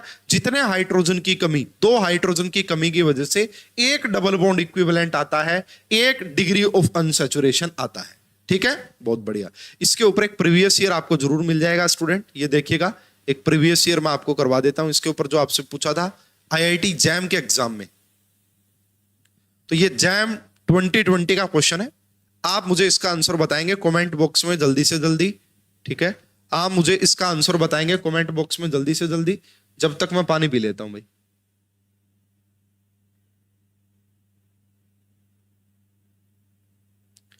आंसर बताइए क्या होगा इस क्वेश्चन का।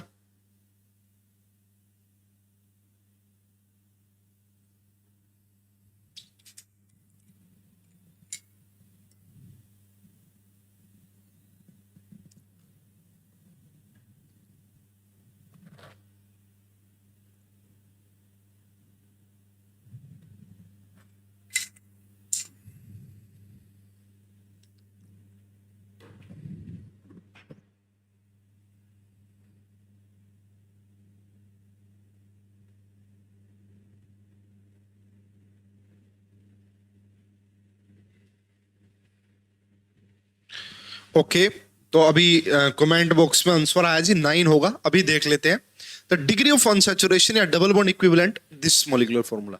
तो भाई मेरे हिसाब से कोई भी परेशानी नहीं होनी चाहिए, है ना। तो ये हमारा हो गया C14H12 और ऑक्सीजन को मैंने कर दिया इग्नोर। उसके बाद इसको कंपेयर किया 14 और उसका डबल किया 28 और 2 ऐड किए ताकि अल्केन। तो कितने हाइड्रोजन की कमी नजर आ रही है? तो आप बोलेंगे जी 18 हाइड्रोजन की कमी है। अगर 18 हाइड्रोजन की कमी है तो कितने डबल बॉन्ड इक्विवेलेंट होंगे? तो आप बोलेंगे 9 डबल बॉन्ड इक्विवेलेंट होंगे। तो क्वेश्चन का करेक्ट आंसर क्या आ जाना चाहिए स्टूडेंट? क्वेश्चन का करेक्ट आंसर क्या आ जाना चाहिए? 9। वेरी गुड, बहुत बढ़िया भाई, बहुत बढ़िया। यानी कि आपको कहानी समझ में आ गई है कि ये डबल बॉन्ड इक्विवेलेंट क्या चीज है। आपको बिल्कुल अच्छे से क्लियर हो गया है ना, आपको बिल्कुल अच्छे से क्लियर हो गया है ये डबल बॉन्ड इक्विवेलेंट होता क्या है। अब आगे बढ़ते हैं। ठीक है सर, इसका यूज क्या है? बस ये सिर्फ ऐसे फॉर्मूला आते हैं क्या?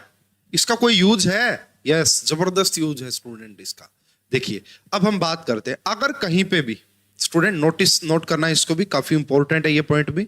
अगर कहीं पे भी डबल बॉन्ड इक्विवेलेंट, अगर कहीं पे एक डबल बॉन्ड इक्विवेलेंट है, इसका मीनिंग क्या है? या तो वहां पे एक डबल बॉन्ड रहा होगा, या तो वहां पे एक डबल बॉन्ड रहा होगा, या फिर वहां पे एक रिंग रही होगी। या तो एक डबल बॉन्ड आएगा वहां पे, और या मतलब इसको आप बोल सकते हो और, इन दोनों में से एक आएगा कोई भी, या फिर वहां पे आपका एक रिंग रही होगी। या तो एक डबल बॉन्ड आएगा या एक रिंग आएगी, है ना, समझ पा रहे हैं। दूसरी बात, अगर कहीं पे दो डबल बॉन्ड इक्विवेलेंट आ रहे हैं तो या तो वहां पे दो डबल बॉन्ड रहे होंगे, या तो वहां पे दो डबल बॉन्ड आएंगे, और या वहां पे एक डबल बॉन्ड आएगा और एक रिंग आएगी।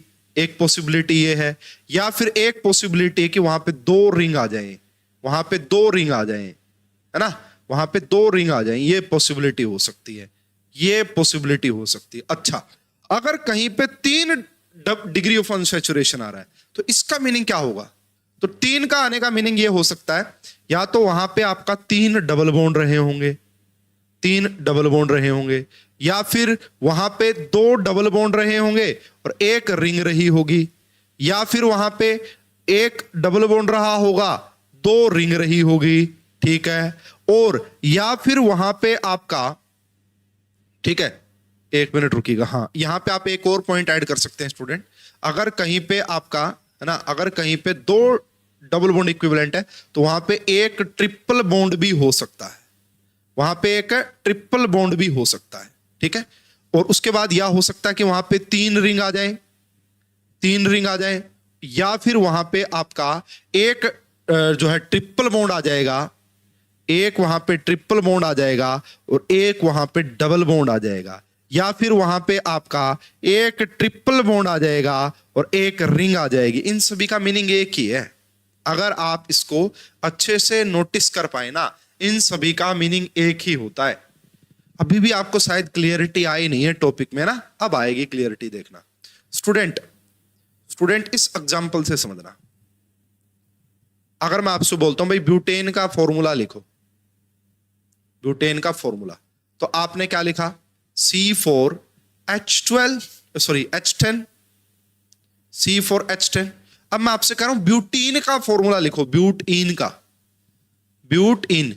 क्या ये सैचुरेटेड हाइड्रोकार्बन होता है, अल्केन, और ये अल्कीन क्या हो गया? अनसैचुरेटेड। इसका मतलब डबल बॉन्ड आ गया हुआ, 1 2 3 4, यानी कि एक डबल बॉन्ड आ गया। ठीक है, और मैं आपसे कह रहा हूं कि साइक्लोब्यूटेन लिखो भाई, मैं आपसे कह रहा हूं साइक्लोब्यूटेन लिखो। तो आपने कैसे बना दिया? ये बना दिया जी साइक्लोब्यूटेन। स्टूडेंट आप देखो इन दोनों का फॉर्मूला क्या आएगा। ब्यूटेन का फॉर्मूला होता है C4H8 और साइक्लोब्यूटेन का भी फॉर्मूला होता है C4H8। देखो यहां पे 2 है ना, यहां पे 10 हाइड्रोजन होने चाहिए थे ब्यूटेन में, यहां पे 2 की कमी पता क्यों होगी? क्योंकि एक डबल बॉन्ड आ गया। और यहां पे भी 2 की कमी पता है क्यों होगी? क्योंकि एक डबल बॉन्ड, क्योंकि यहां पे रिंग बन गई, तो हमें 8 ही हाइड्रोजन की जरूरत है। इसीलिए हम ये बोल रहे हैं कि भाई यहां पे ना 1 डिग्री ऑफ अनसैचुरेशन आ गया इन दोनों में, 1 डिग्री का मतलब 2 हाइड्रोजन की कमी हो गई। समझ पा रहे हैं मेरी बात को? इसके अंदर अगर कोई पूछे कितना डिग्री ऑफ अनसैचुरेशन है, हम कहेंगे कोई है ही नहीं अनसैचुरेशन इसमें, तो है ना। अगर इसमें पूछे कि कितना डिग्री ऑफ अनसैचुरेशन है, आप कहोगे एक डबल बॉन्ड दिख रहा है, 1 डिग्री ऑफ अनसैचुरेशन है। आप कहोगे एक रिंग दिख रही है, 1 डिग्री ऑफ अनसैचुरेशन है। समझ पा रहे हैं ना आप मेरी बात को? समझ पा रहे हैं कि मैं क्या समझाने की कोशिश कर रहा हूं? ठीक है, अच्छा जी। अब आपको अगर कोई डायरेक्ट क्वेश्चन दे दिया जाए, क्या आप मुझे बता देंगे कितनी डिग्री ऑफ अनसैचुरेशन? पहले मैं एक इजी क्वेश्चन देता हूं जो कि हर कोई बच्चा बता देगा मेरे हिसाब से। ठीक है, तो मैंने आपको एक क्वेश्चन दिया है, यहां पे मैं आपसे पूछ रहा हूं, आपको देख के बताना है कि यहां पे कितने डिग्री ऑफ अनसैचुरेशन होंगे इस कंपाउंड के अंदर। ठीक है, कितने डिग्री ऑफ अनसैचुरेशन होंगे। पहला मैंने एक इजी क्वेश्चन, इजी तो नहीं बोलूंगा मैं, कोई ज्यादा इजी नहीं है, फिर भी निकाल पाएंगे मोस्टली बच्चे। तो अब आपको पता ना ऐसे क्वेश्चन में आप कैसे देख के निकाल लेंगे। अगर एक डबल बॉन्ड है तो 1 डिग्री ऑफ अनसैचुरेशन, एक रिंग है तो 1 डिग्री ऑफ अनसैचुरेशन। समझ पा रहे हैं? यस, निकालिए।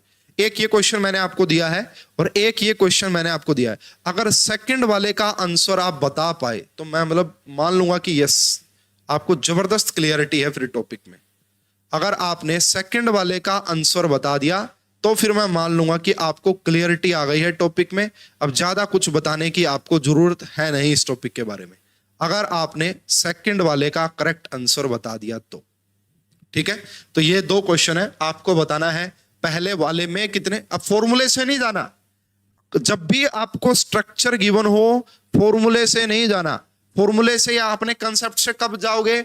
जब आपको एक फॉर्मूला गिवन हो। अगर आपको स्ट्रक्चर ही गिवन है तो सब कुछ दिख रहा है आपको।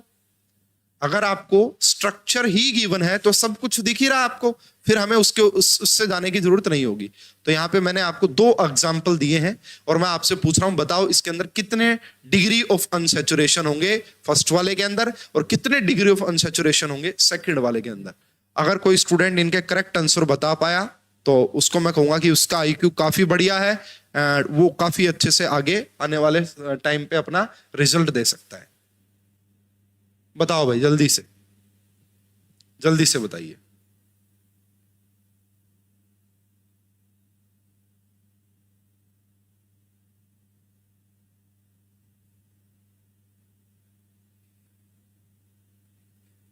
जल्दी से बताइए। तो पहले वाले का आंसर बताया गया शायद 4, है ना। मैंने कहा था नहीं बता पाओगे, मैं ठीक होने नहीं देता भाई क्वेश्चन। ठीक है ना, क्वेश्चन आपका इतना आसानी से ठीक हो जाए तो ऐसा कैसे हो सकता है? मेरे होते हुए नहीं होने दूंगा फिलहाल तो मैं। ठीक है, फ्यूचर में जरूर आप यहां जितनी गलतियां करनी है कर लो, लेकिन एग्जाम में गलतियां नहीं करनी है बिल्कुल भी। देखो इसमें अब क्या है, बच्चे ने कैसे देखा है, 4 बताया गया है। देखो अगर मैं आपसे सिर्फ इतना क्वेश्चन दे देता पहले, चलो अगर मैं आपसे सिर्फ इतना क्वेश्चन देता पहले, एक और मैं क्वेश्चन बना देता हूं यहाँ पे ताकि आपको और अच्छे से कहानी समझ में आए। एक मैंने यहाँ पे क्वेश्चन आपसे बना दिया ये वाला कि इसके अंदर कितने डिग्री ऑफ अनसैचुरेशन है, ये रहा। और फिर मैंने एक क्वेश्चन आपका बना दिया इसके अंदर कितने डिग्री ऑफ अनसैचुरेशन है, उस क्वेश्चन को समझाने से पहले। और फिर मैंने एक और एग्जांपल बना दिया इसके अंदर कितने डिग्री ऑफ अनसैचुरेशन है। ठीक है ना, देखो ये 3 क्वेश्चन। तो आपने देखा जी 3 डबल बॉन्ड हो गए और एक रिंग, 4 डिग्री ऑफ अनसैचुरेशन है। और अगर आपको यकीन ना हो तो फॉर्मूले से चले जाओ। बेंजीन का फॉर्मूला क्या होता है? C6H6। और इसका फॉर्मूला क्या होता है? 14। कितने हाइड्रोजन की कमी है? 8 की। तो क्या आ गया? 4 नहीं आ गया डिग्री ऑफ अनसैचुरेशन? 4 नहीं आ गया। तो 3 डबल बॉन्ड दिखे, एक रिंग दिखी, 4। मुझे यहां पे सिर्फ एक ही डबल बॉन्ड दिखा, इसलिए एक डिग्री ऑफ अनसैचुरेशन। और मुझे यहां पे एक ट्रिपल बॉन्ड दिखा। एक ट्रिपल बॉन्ड का मतलब होता है 2 डबल बॉन्ड इक्विवेलेंट, तो यहां पे 2 DBE हो गए। तो करेक्ट आंसर क्या आएगा स्टूडेंट? इसमें अगर आपसे पूछे तो करेक्ट आंसर क्या आएगा? 7। करेक्ट आंसर क्या आ जाएगा? 7। तो यहां पे 7 डिग्री ऑफ अनसैचुरेशन है। कैसे? एक इस डबल बॉन्ड का, एक इस डबल बॉन्ड का, एक ये डबल बॉन्ड और एक रिंग। 2 यहां पे जो ट्रिपल बॉन्ड लगा हुआ है उसकी वजह से, और एक यहां पे जो डबल बॉन्ड लगा हुआ है उसकी वजह से। कितना हो गया? 7 double bond equivalent. 7 double bond equivalent. इसमें अगर आप देखोगे इसमें भी बच्चा नॉर्मली आंसर क्या देता है? 4 देता है, 4, जो कि बिल्कुल भी करेक्ट नहीं होता। ठीक है स्टूडेंट, देखो ये जो डबल बॉन्ड लगा हुआ है इसका मीनिंग तो आप समझते ही हैं 4, इसका तो आप बोलेंगे जी ये तो फिनाइल रिंग है, ये बेसिकली 4। अरे भाई ये पीएच क्या होता है, ये भी तो फिनाइल होता है 4। ये क्या है, ये भी तो फिनाइल होता है 4। ये भी तो फिनाइल होता है 4। तो करेक्ट आंसर कितना आ जाएगा, करेक्ट आंसर तो वो ना आपको छुपा के देगा ताकि आप उस चीज को देख ना पाए। ऐसा क्वेश्चन आया है ऑलरेडी, ऐसा एक क्वेश्चन आया था जेई एडवांस में। जेई एडवांस में एक पूरी रिएक्शन देके एक प्रोडक्ट बनवा दिया, और प्रोडक्ट बनवाने के बाद आपसे बोला बताओ कि इसका डबल बॉन्ड इक्विवेलेंट कितना होगा। तो इस क्वेश्चन का करेक्ट आंसर कितना आ जाएगा स्टूडेंट, 16। क्या करेक्ट आंसर आ जाएगा इसका, 16 is your correct answer. Hope कि आपको समझ में आ गया होगा कि डिग्री ऑफ अनसैचुरेशन कैसे निकालते हैं। इसके ऊपर मैं आपको एक एमसीक्यू दे देता हूं प्रैक्टिस के लिए। इसके ऊपर मैं आपको एक एमसीक्यू दे देता हूं प्रैक्टिस के लिए, ताकि आप प्रैक्टिस कर पाए। इस क्वेश्चन का आंसर आप मुझे बता दीजिए फटाफट से देख के। इस क्वेश्चन का आंसर आप मुझे बता दीजिए फटाफट से देख के कि क्या करेक्ट आंसर आपको लगता है इस क्वेश्चन का। C8H12 has 3 degree of unsaturation। 3 degree of unsaturation. तो बताइए क्या स्ट्रक्चर हो सकती है। तो भाई वैसे तो आप थोड़ा सा अगर दिमाग लगाएंगे तो वैसा ही ऑप्शन एलिमिनेट हो रहे हैं, है ना। पहली बात देखो, 8 कार्बन होने चाहिए, 1 2 3 4, 4 ही कार्बन है। ये तो हो ही नहीं सकता, किसी भी हालात में हो ही नहीं सकता। 1 2 3 4 5 6 7 कार्बन है, हो ही नहीं सकता। अरे भाई ये फॉर्मूला हो तभी तो हम बोलेंगे 3 डिग्री ऑफ अनसैचुरेशन है ना। उसके बाद देखो 1 2 3 4 5 6 7 कार्बन ही पूरे नहीं है। उसके बाद देखेंगे डिग्री ऑफ अनसैचुरेशन तो हम, ठीक है। उसके बाद 1 2 3 4 5 6 7 8, ठीक है। यही बच गया हमारा आंसर। और देख लो कितनी रिंग है, 1 2 3, 3 रिंग है तो 3 डिग्री ऑफ अनसैचुरेशन। आंसर क्या आ जाएगा इस क्वेश्चन का, आंसर क्या आ जाएगा इस क्वेश्चन का, डी।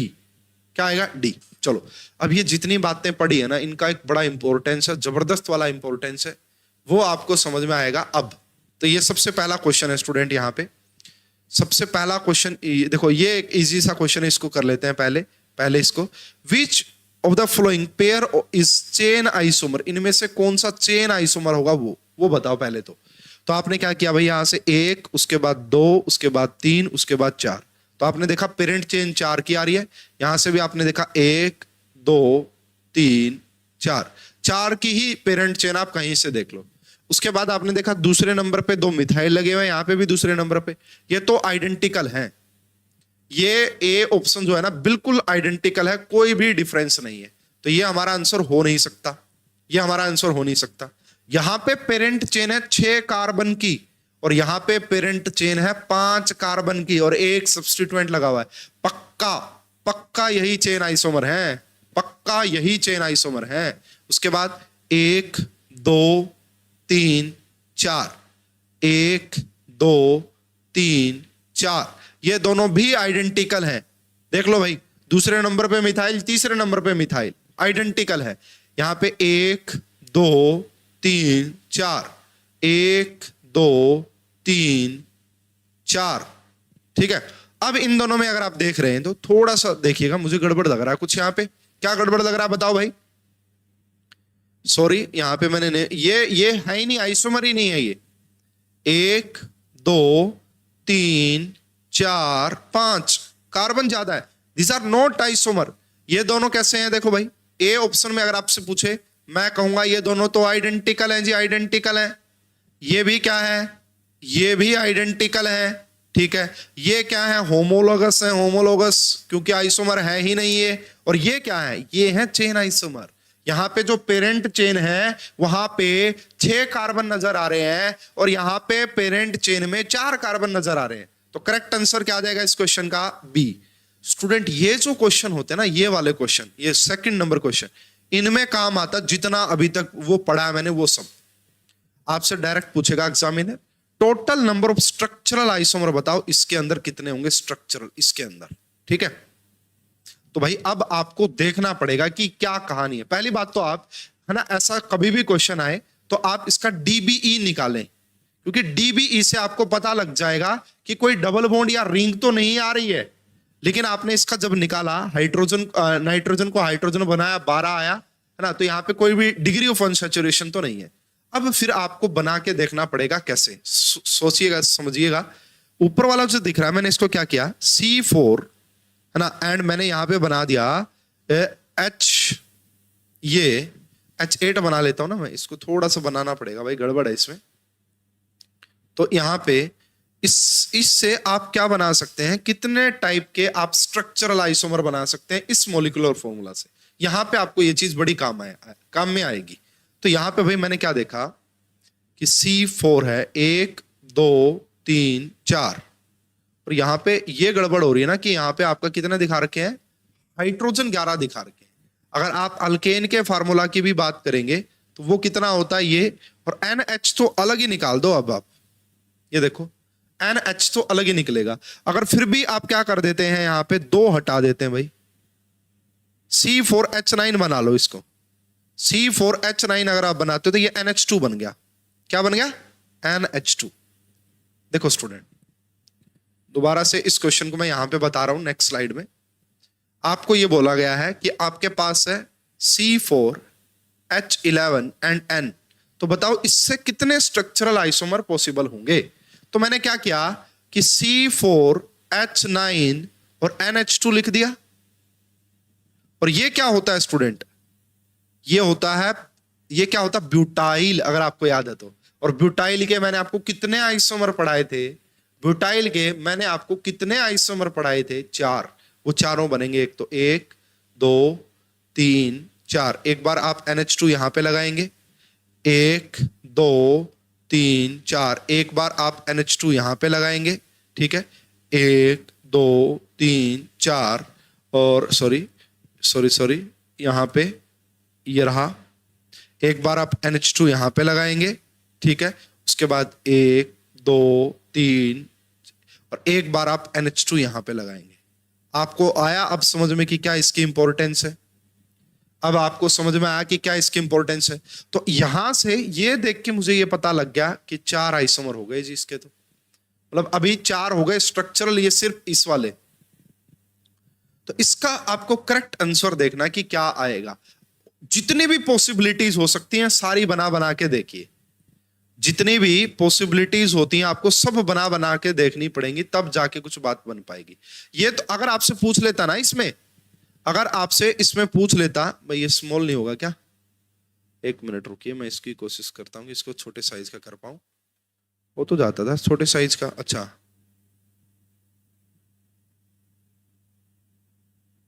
ये नहीं हो रहा भाई छोटे साइज का, चलो कोई बात नहीं। तो ये रहा, अभी और भी कोई पॉसिबिलिटीज बन सकती हैं, यस। और पॉसिबिलिटीज आप क्या क्या बना सकते हैं स्टूडेंट। अगर आपसे इसी क्वेश्चन में पूछ लेता, अगर आपसे इसी क्वेश्चन में पूछ लेता कि 1 डिग्री अमाइन बताओ कितने बनेंगे, या फिर अमाइन बताओ आप कितने बनेंगे, 1 डिग्री अमाइन। 1 डिग्री अमाइन का मतलब आप समझते होंगे स्टूडेंट, ऐसे अमाइन जो सिर्फ एक ही कार्बन से अटैच है। तो कितने आंसर आ जाता, 4। लेकिन आपसे 1 डिग्री नहीं पूछा इसने आपसे पूछा है total number of structural isomer. 1 degree पूछता तो ये 4 आ जाते जो मैंने बनाए। अब और भी बना के देखिए, अब 2 डिग्री बना के देखिए। तो इसमें इस स्ट्रक्चर में क्या कोई 2 डिग्री बन सकता है क्या, यहां पे मैं इसको लगा दूं और क्या यहां पे आपका CH3 आ जाए, क्या इसकी पॉसिबिलिटी है। देखो भाई, क्या यहां पे आप ये 2 डिग्री बना सकते हैं ना इस टाइप से। देखो अब इसका फॉर्मूला आप कैलकुलेट करके देख लीजिए, आपको खुद समझ में आ जाएगा।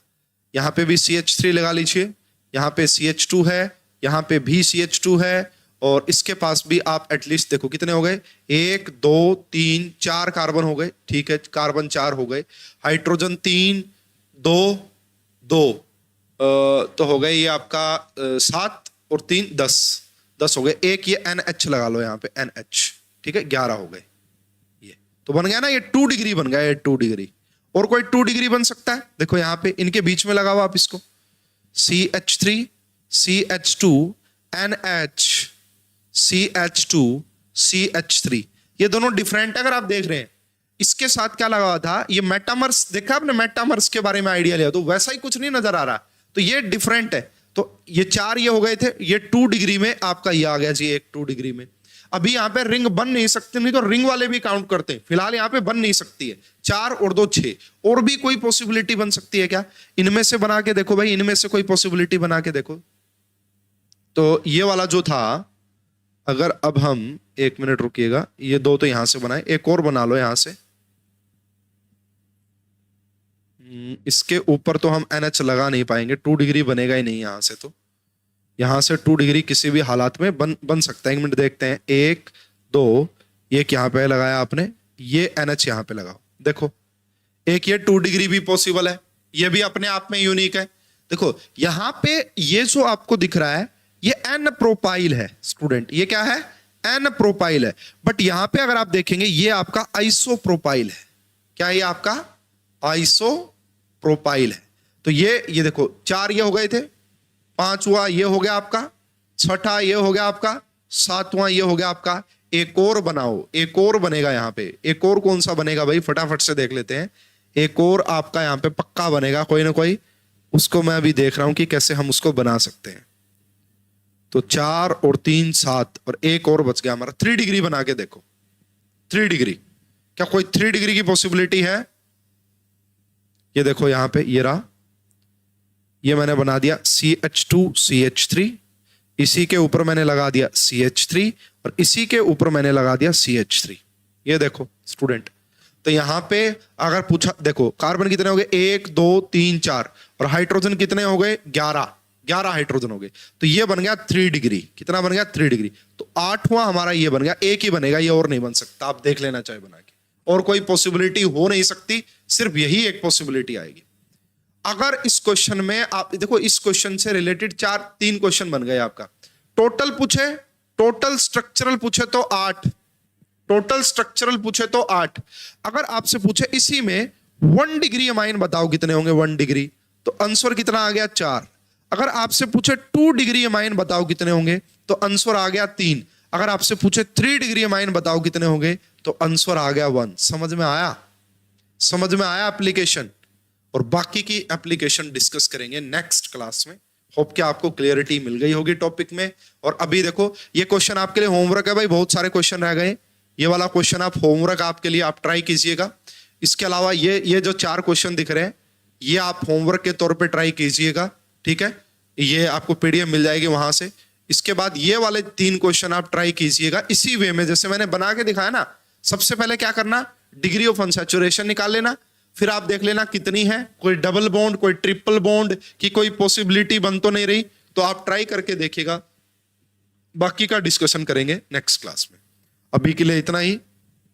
तो नेक्स्ट क्लास में पहले स्ट्रक्चरल, फिर हम टोटोमेरिज्म के बारे में पढ़ना स्टार्ट करेंगे।